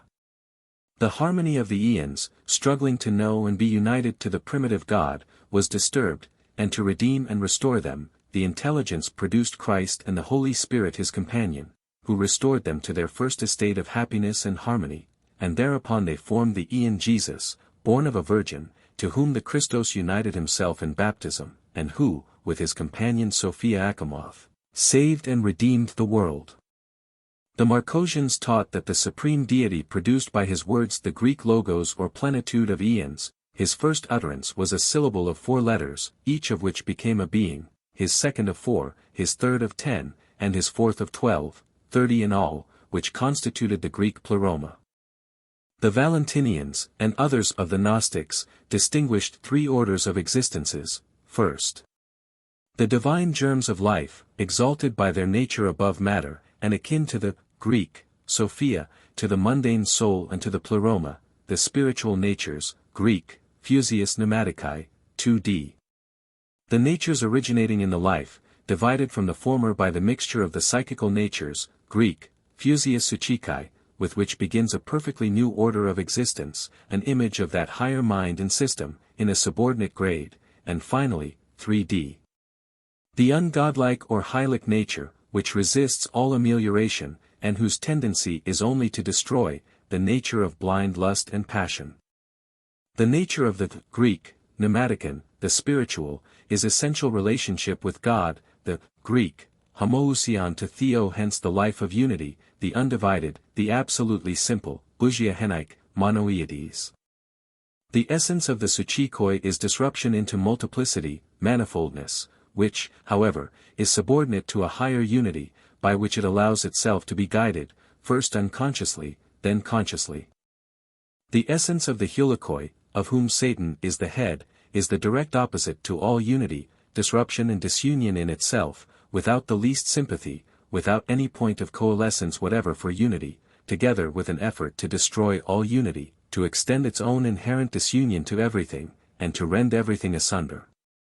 This principle has no power to posit anything, but only to negative, it is unable to create, to produce, to form, but only to destroy, to decompose.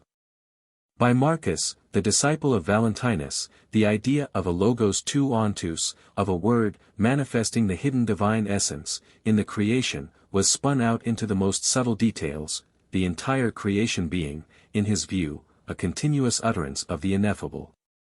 The way in which the germs of divine life, spermata pneumatica, which lie shut up in the eons, continually unfold and individualize themselves more and more, is represented as a spontaneous analysis of the several names of the ineffable, into their several sounds. An echo of the pleroma falls down into the hule, and becomes the forming of a new but lower creation.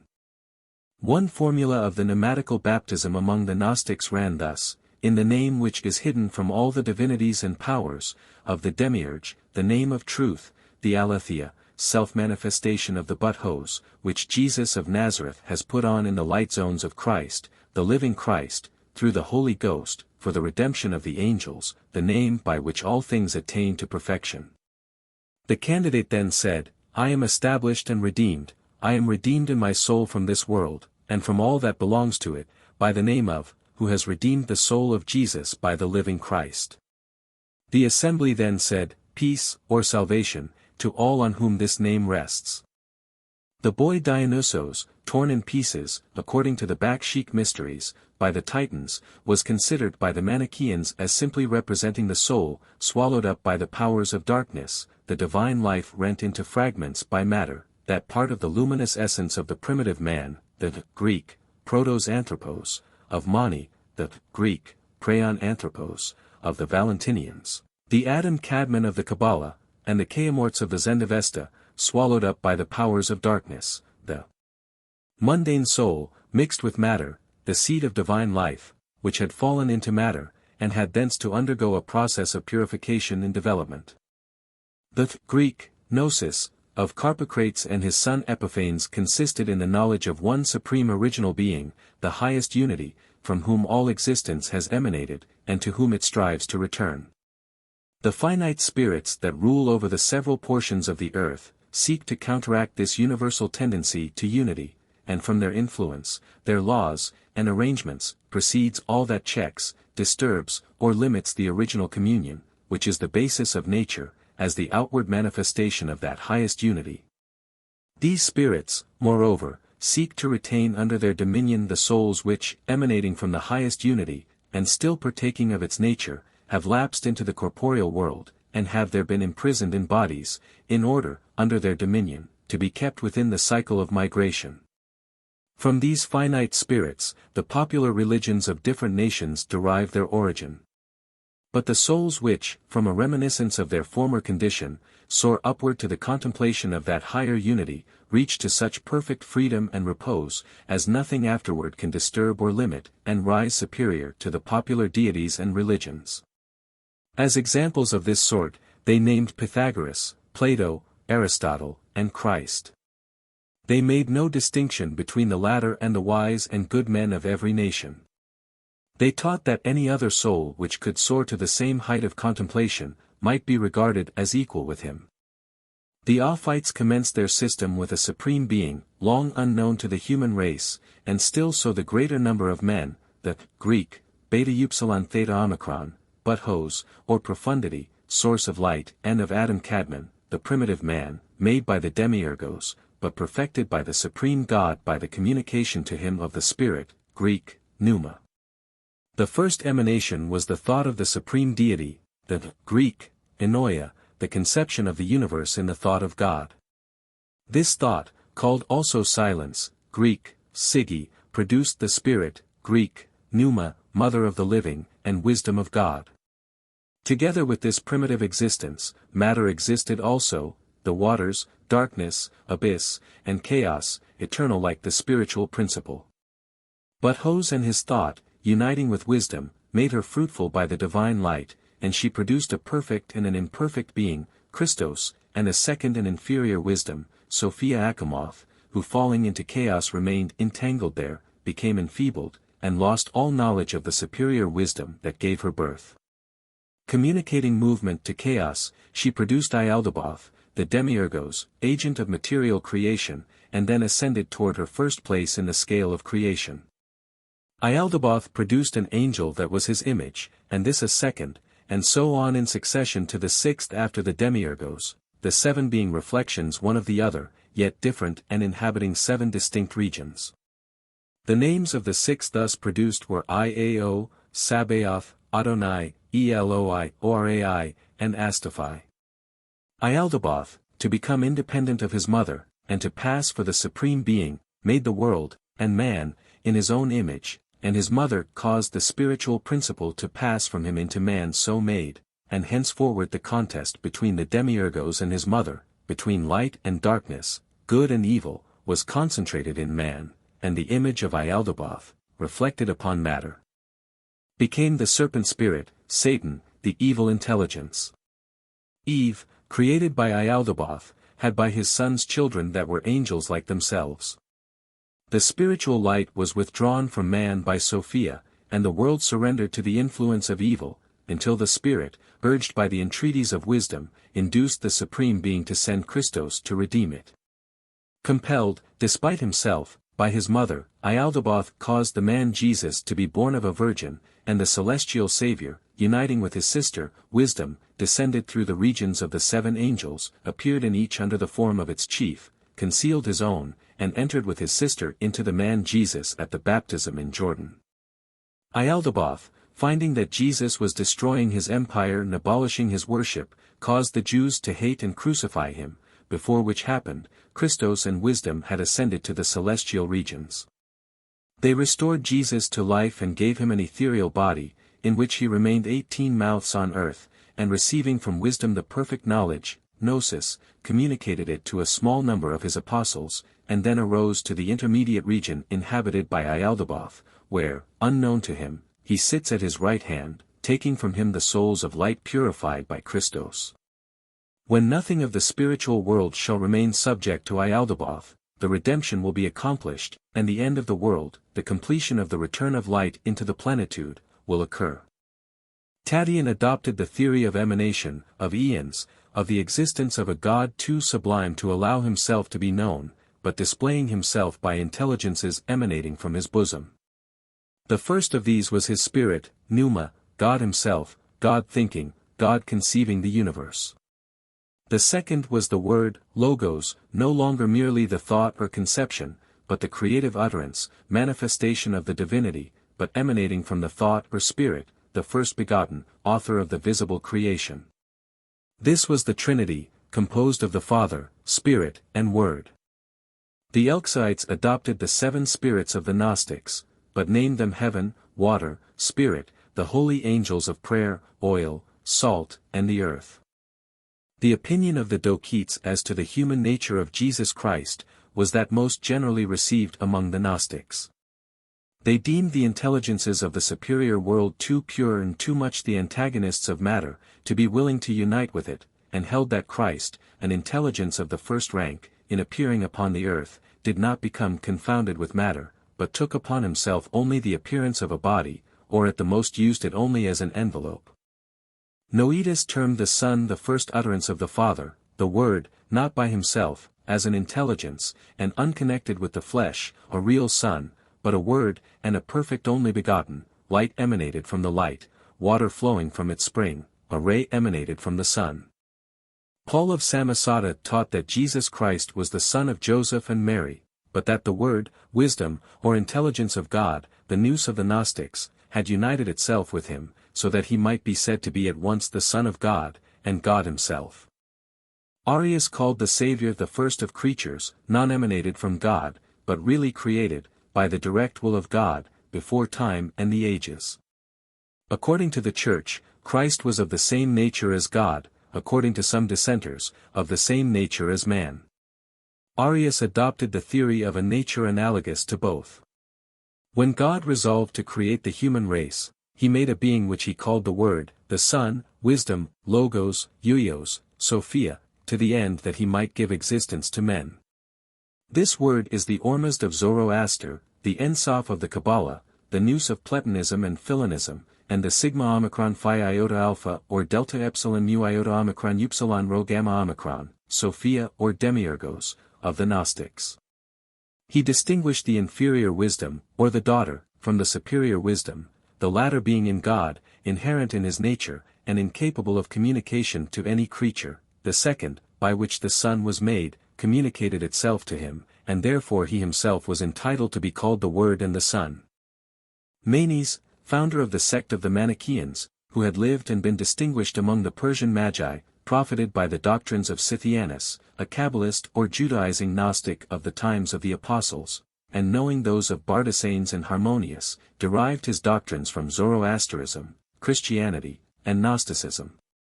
He claimed to be the Parakletos or Comforter, in the sense of a teacher, organ of the deity, but not in that of the Holy Spirit or Holy Ghost, and commenced his Epistola Fundamenti in these words: Manes, Apostle of Jesus Christ, elect of God the Father, behold the words of salvation, emanating from the living and eternal fountain.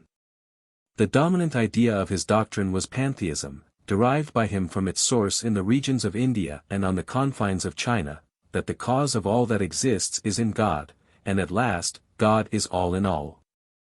All souls are equal, God is in all, in men, animals, and plants. There are two gods, one of good and the other of evil, each independent, eternal, chief of a distinct empire, necessarily, and of their very natures, hostile to one another. The evil god, Satan, is the genius of matter alone.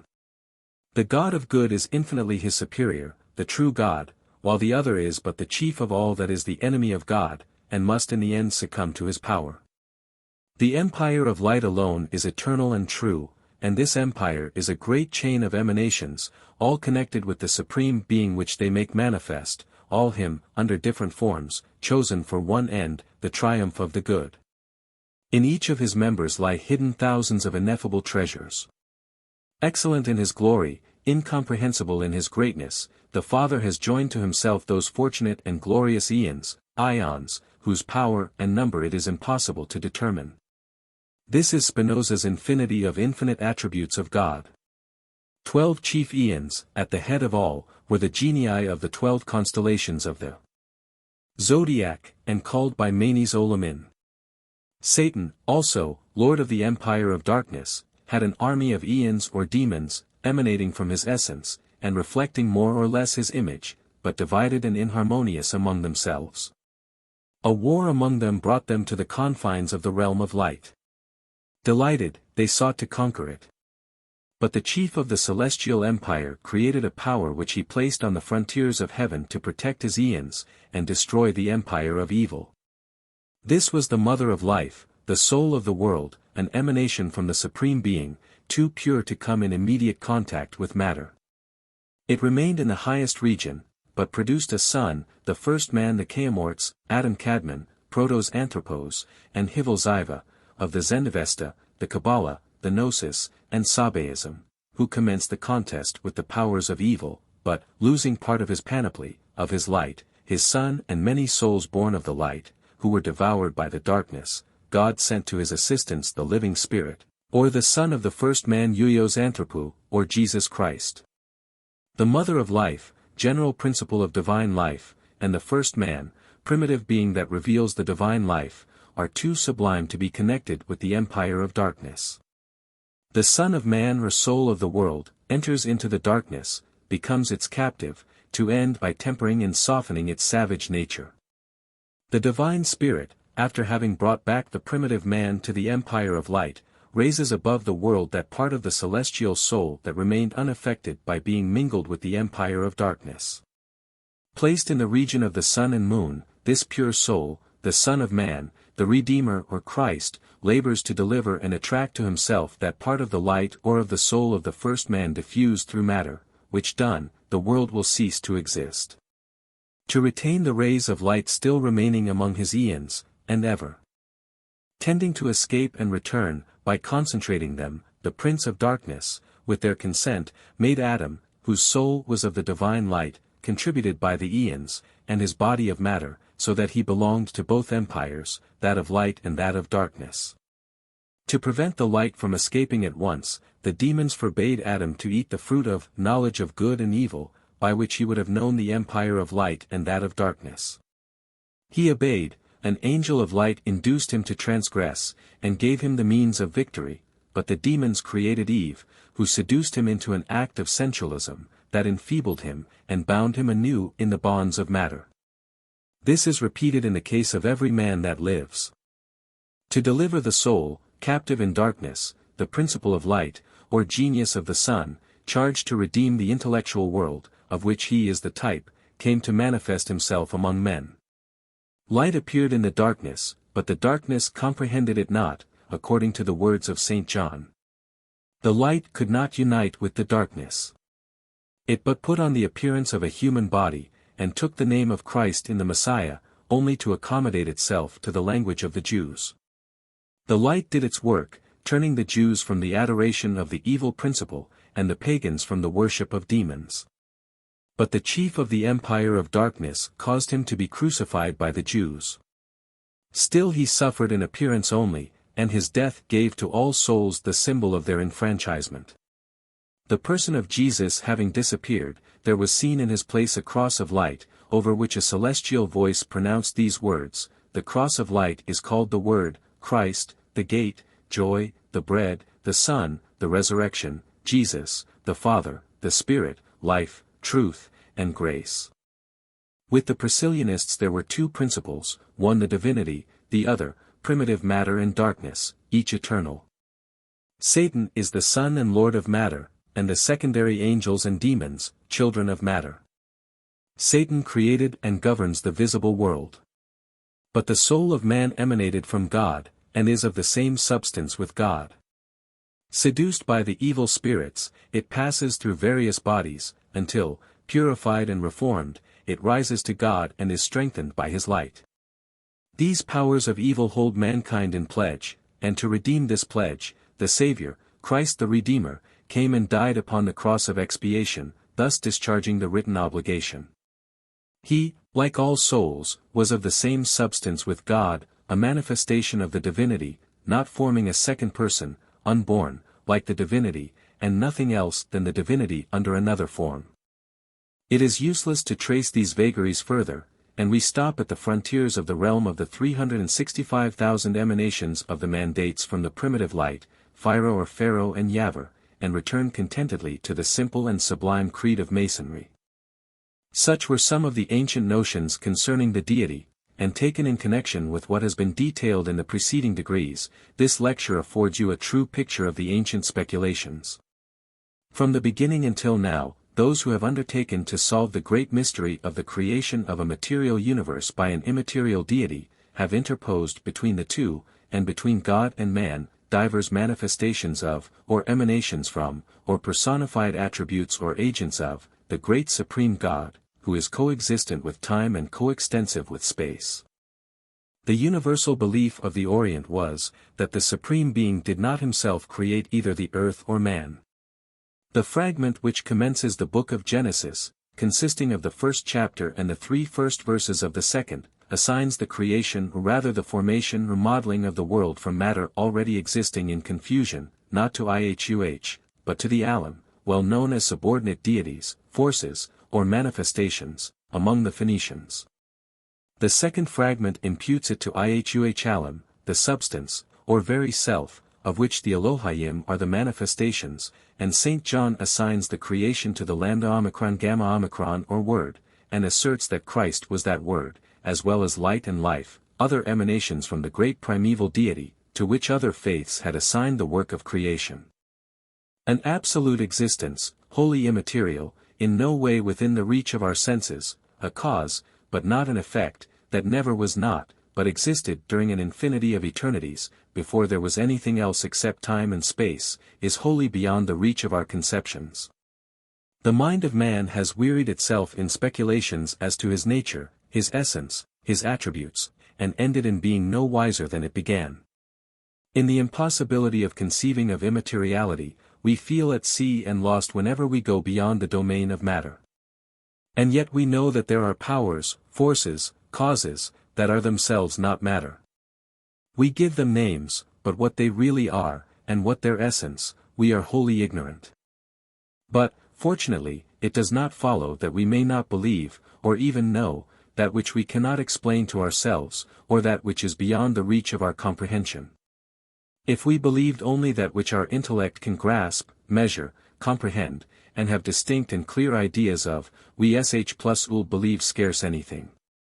The senses are not the witnesses that bear testimony to us of the loftiest truths. Our greatest difficulty is, that language is not adequate to express our ideas, because our words refer to things, and are images of what is substantial and material. If we use the word emanation, our mind involuntarily recurs to something material, flowing out of some other thing that is material, and if we reject this idea of materiality, nothing is left of the emanation but an unreality. The word thing itself suggests to us that which is material and within the cognizance and jurisdiction of the senses. If we cut away from it the idea of materiality, it presents itself to us as no thing, but an intangible unreality, which the mind vainly endeavors to grasp. Existence and being are terms that have the same color of materiality, and when we speak of a power or force, the mind immediately images to itself one physical and material thing acting upon another. Eliminate that idea, and the power or force, devoid of physical characteristics, seems as unreal as the shadow that dances on a wall, itself a mere absence of light, as spirit is to us merely that which is not matter. Infinite space and infinite time are the two primary ideas. We formalize them thus: add body to body and sphere to sphere, until the imagination wearies, and still there will remain beyond, a void, empty, unoccupied space, limitless, because it is void. Add event to event in continuous succession, forever and forever, and there will still remain, before and after, a time in which there was and will be no event, and also endless because it too is void. Thus these two ideas of the boundlessness of space and the endlessness of time seem to involve the ideas that matter and events are limited and finite. We cannot conceive of an infinity of worlds or of events, but only of an indefinite number of each, for, as we struggle to conceive of their infinity, the thought ever occurs in despite of all our efforts: there must be space in which there are no worlds, there must have been time when there were no events.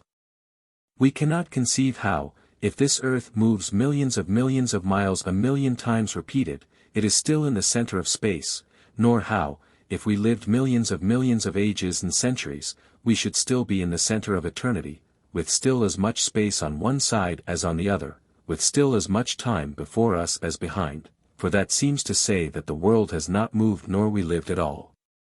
Nor can we comprehend how an infinite series of worlds, added together, is no larger than an infinite series of atoms, or an infinite series of centuries no longer than an infinite series of seconds, both being alike infinite, and therefore one series containing no more nor fewer units than the other. Nor have we the capacity to form in ourselves any idea of that which is immaterial. We use the word, but it conveys to us only the idea of the absence and negation of materiality, which vanishing, space and time alone, infinite and boundless, seem to us to be left. We cannot form any conception of an effect without a cause. We cannot but believe, indeed we know, that, how far soever we may have to run back along the chain of effects and causes, it cannot be infinite, but we must come at last to something which is not an effect, but the first cause, and yet the fact is literally beyond our comprehension. The mind refuses to grasp the idea of self-existence, of existence without a beginning.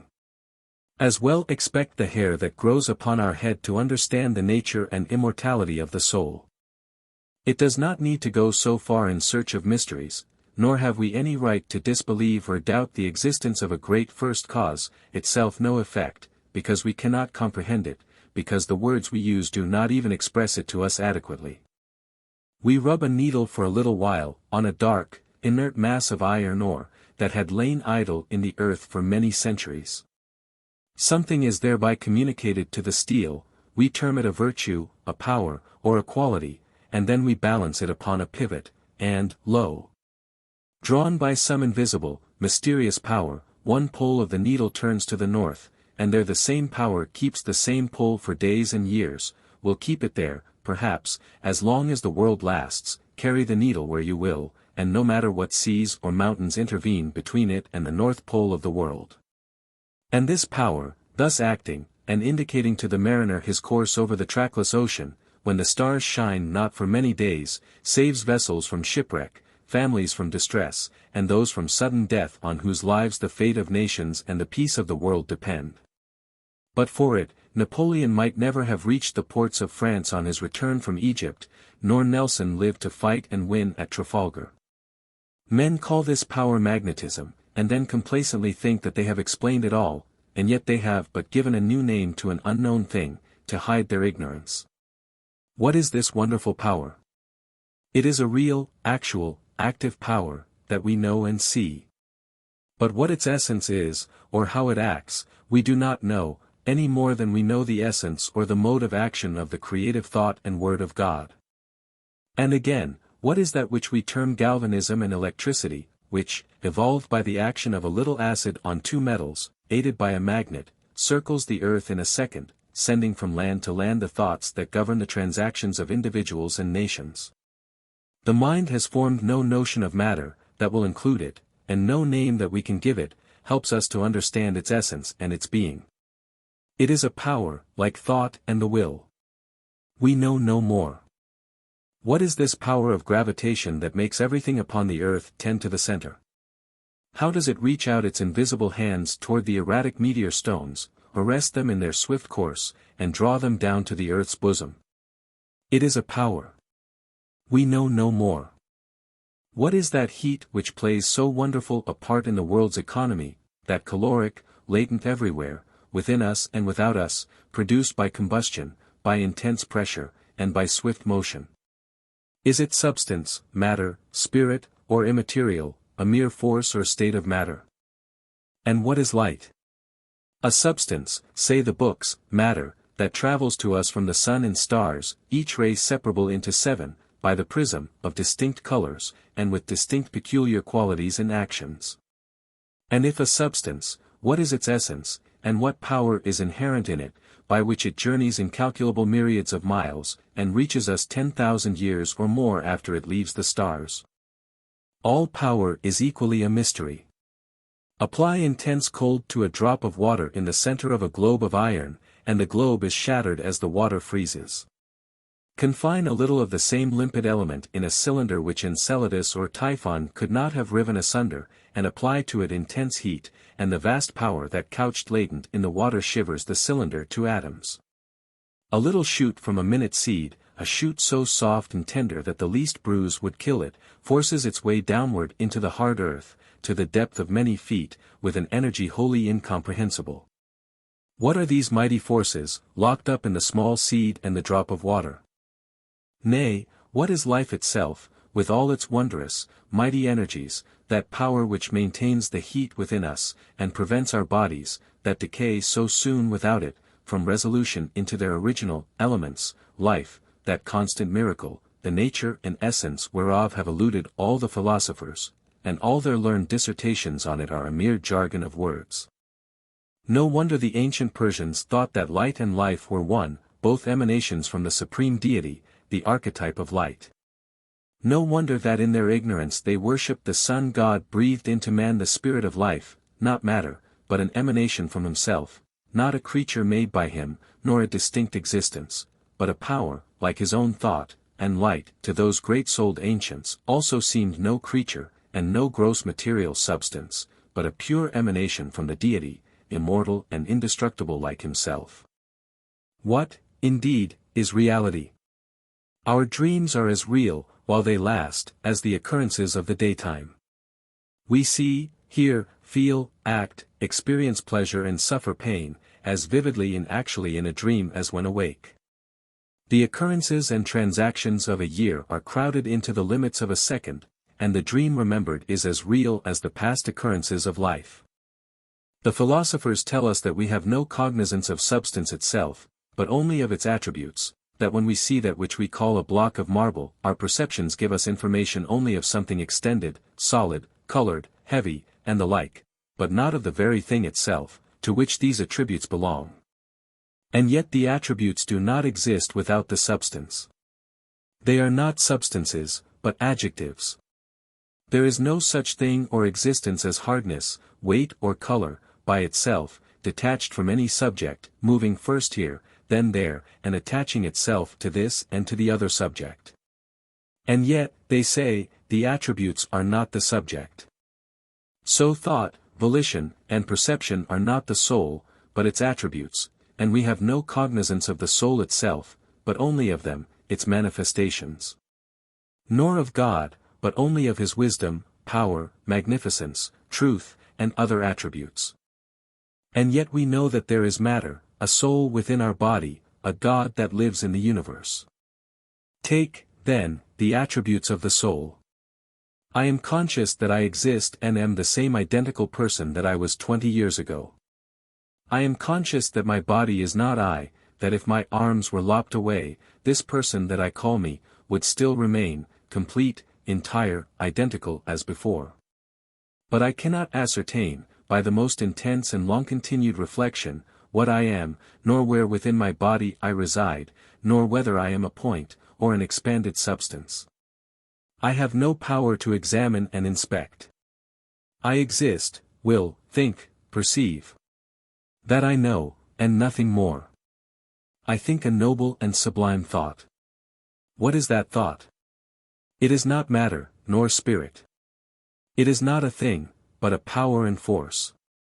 I make upon a paper certain conventional marks, that represent that thought. There is no power or virtue in the marks I write, but only in the thought which they tell to others. I die, but the thought still lives. It is a power. It acts on men, excites them to enthusiasm, inspires patriotism, governs their conduct, controls their destinies, disposes of life and death. The words I speak are but a certain succession of particular sounds, that by conventional arrangement communicate to others the immaterial, intangible, eternal thought. The fact that thought continues to exist an instant, after it makes its appearance in the soul, proves it immortal, for there is nothing conceivable that can destroy it. The spoken words, being mere sounds, may vanish into thin air, and the written ones, mere marks, be burned, erased, destroyed, but the thought itself lives still, and must live on forever. A human thought, then, is an actual existence, and a force and power, capable of acting upon and controlling matter as well as mind. Is not the existence of a God, who is the immaterial soul of the universe, and whose thought, embodied or not embodied in his word, is an infinite power, of creation and production, destruction and preservation, quite as comprehensible as the existence of a soul, of a thought separated from the soul, of the power of that thought to mold the fate and influence the destinies of humanity. And yet we know not when that thought comes, nor what it is. It is not we. We do not mold it, shape it, fashion it. It is neither our mechanism nor our invention. It appears spontaneously, flashing, as it were, into the soul, making that soul the involuntary instrument of its utterance to the world. It comes to us, and seems a stranger to us, seeking a home. As little can we explain the mighty power of the human will. Volition, like thought, seems spontaneous, an effect without a cause. Circumstances provoke it, and serve as its occasion, but do not produce it. It springs up in the soul, like thought, as the waters gush, upward in a spring. Is it the manifestation of the soul, merely making apparent what passes within the soul, or an emanation from it, going abroad and acting outwardly, itself a real existence, as it is an admitted power? We can but own our ignorance. It is certain that it acts on other souls, controls, directs them, shapes their action, legislates for men and nations, and yet it is not material nor visible, and the laws it writes merely inform one soul of what has passed within another. God, therefore, is a mystery, only as everything that surrounds us, and as we ourselves, are mysteries.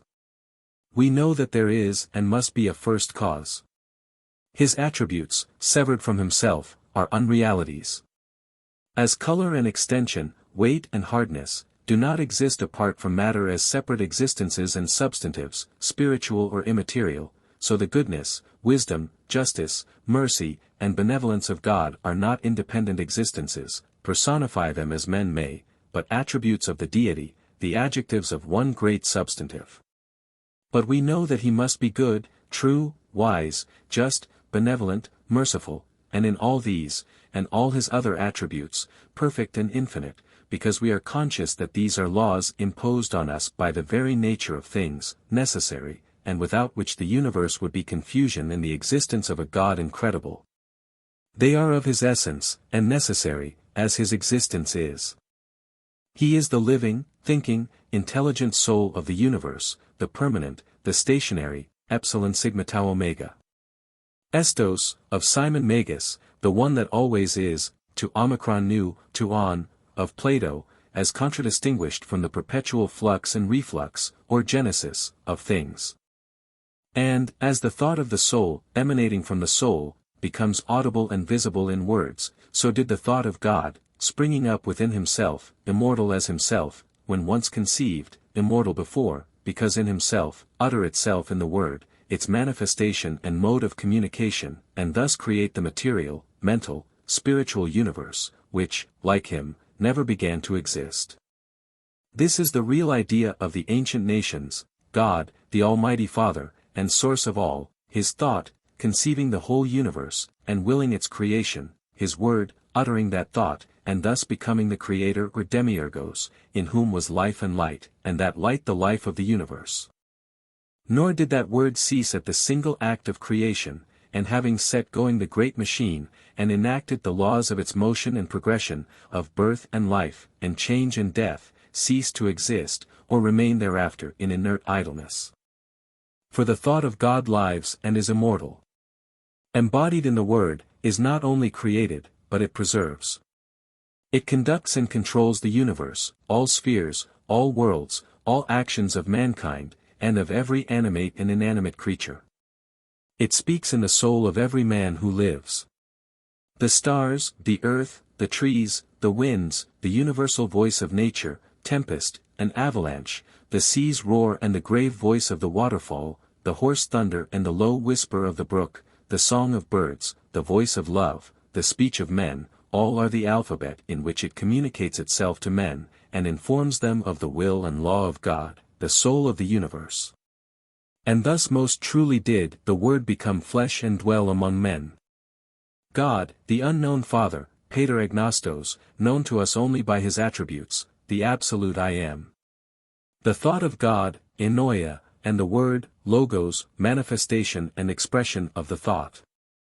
Behold the true Masonic Trinity, the universal soul, the thought in the soul, the word, or thought expressed, the three-in-one, of a Trinitarian ecosys.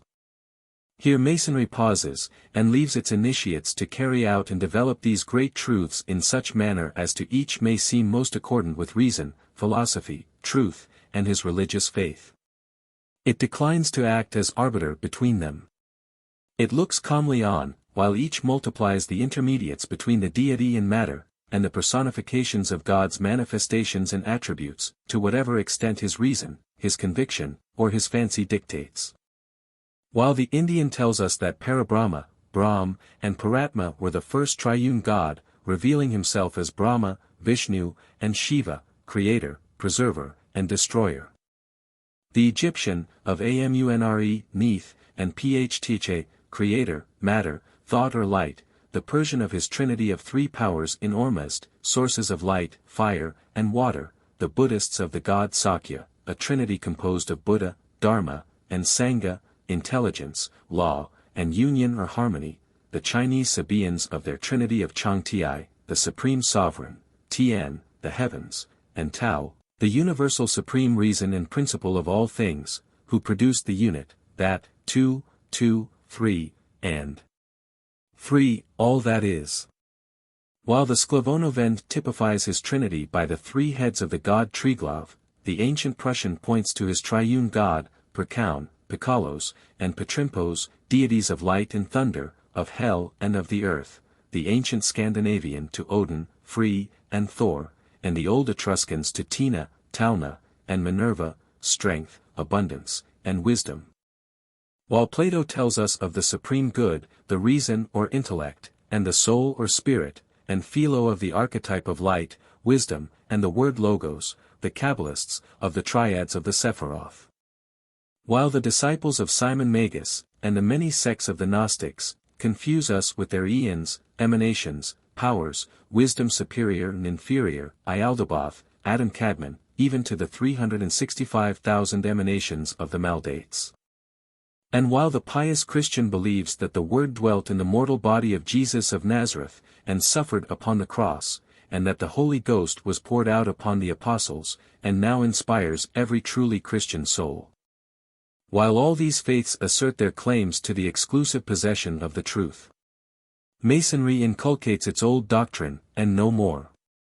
That God is one, that his thought uttered in his word, created the universe, and preserves it by those eternal laws which are the expression of that thought, that the soul of man, breathed into him by God, is immortal as his thoughts are, that he is free to do evil or to choose good, responsible for his acts and punishable for his sins, that all evil and wrong and suffering are but temporary, the discords of one great harmony, and that in his good time they will lead by infinite modulations to the great, harmonic final chord and cadence of truth, love, peace, and happiness, that will ring forever and ever under the arches of heaven, among all the stars and worlds, and in all souls of men and angels.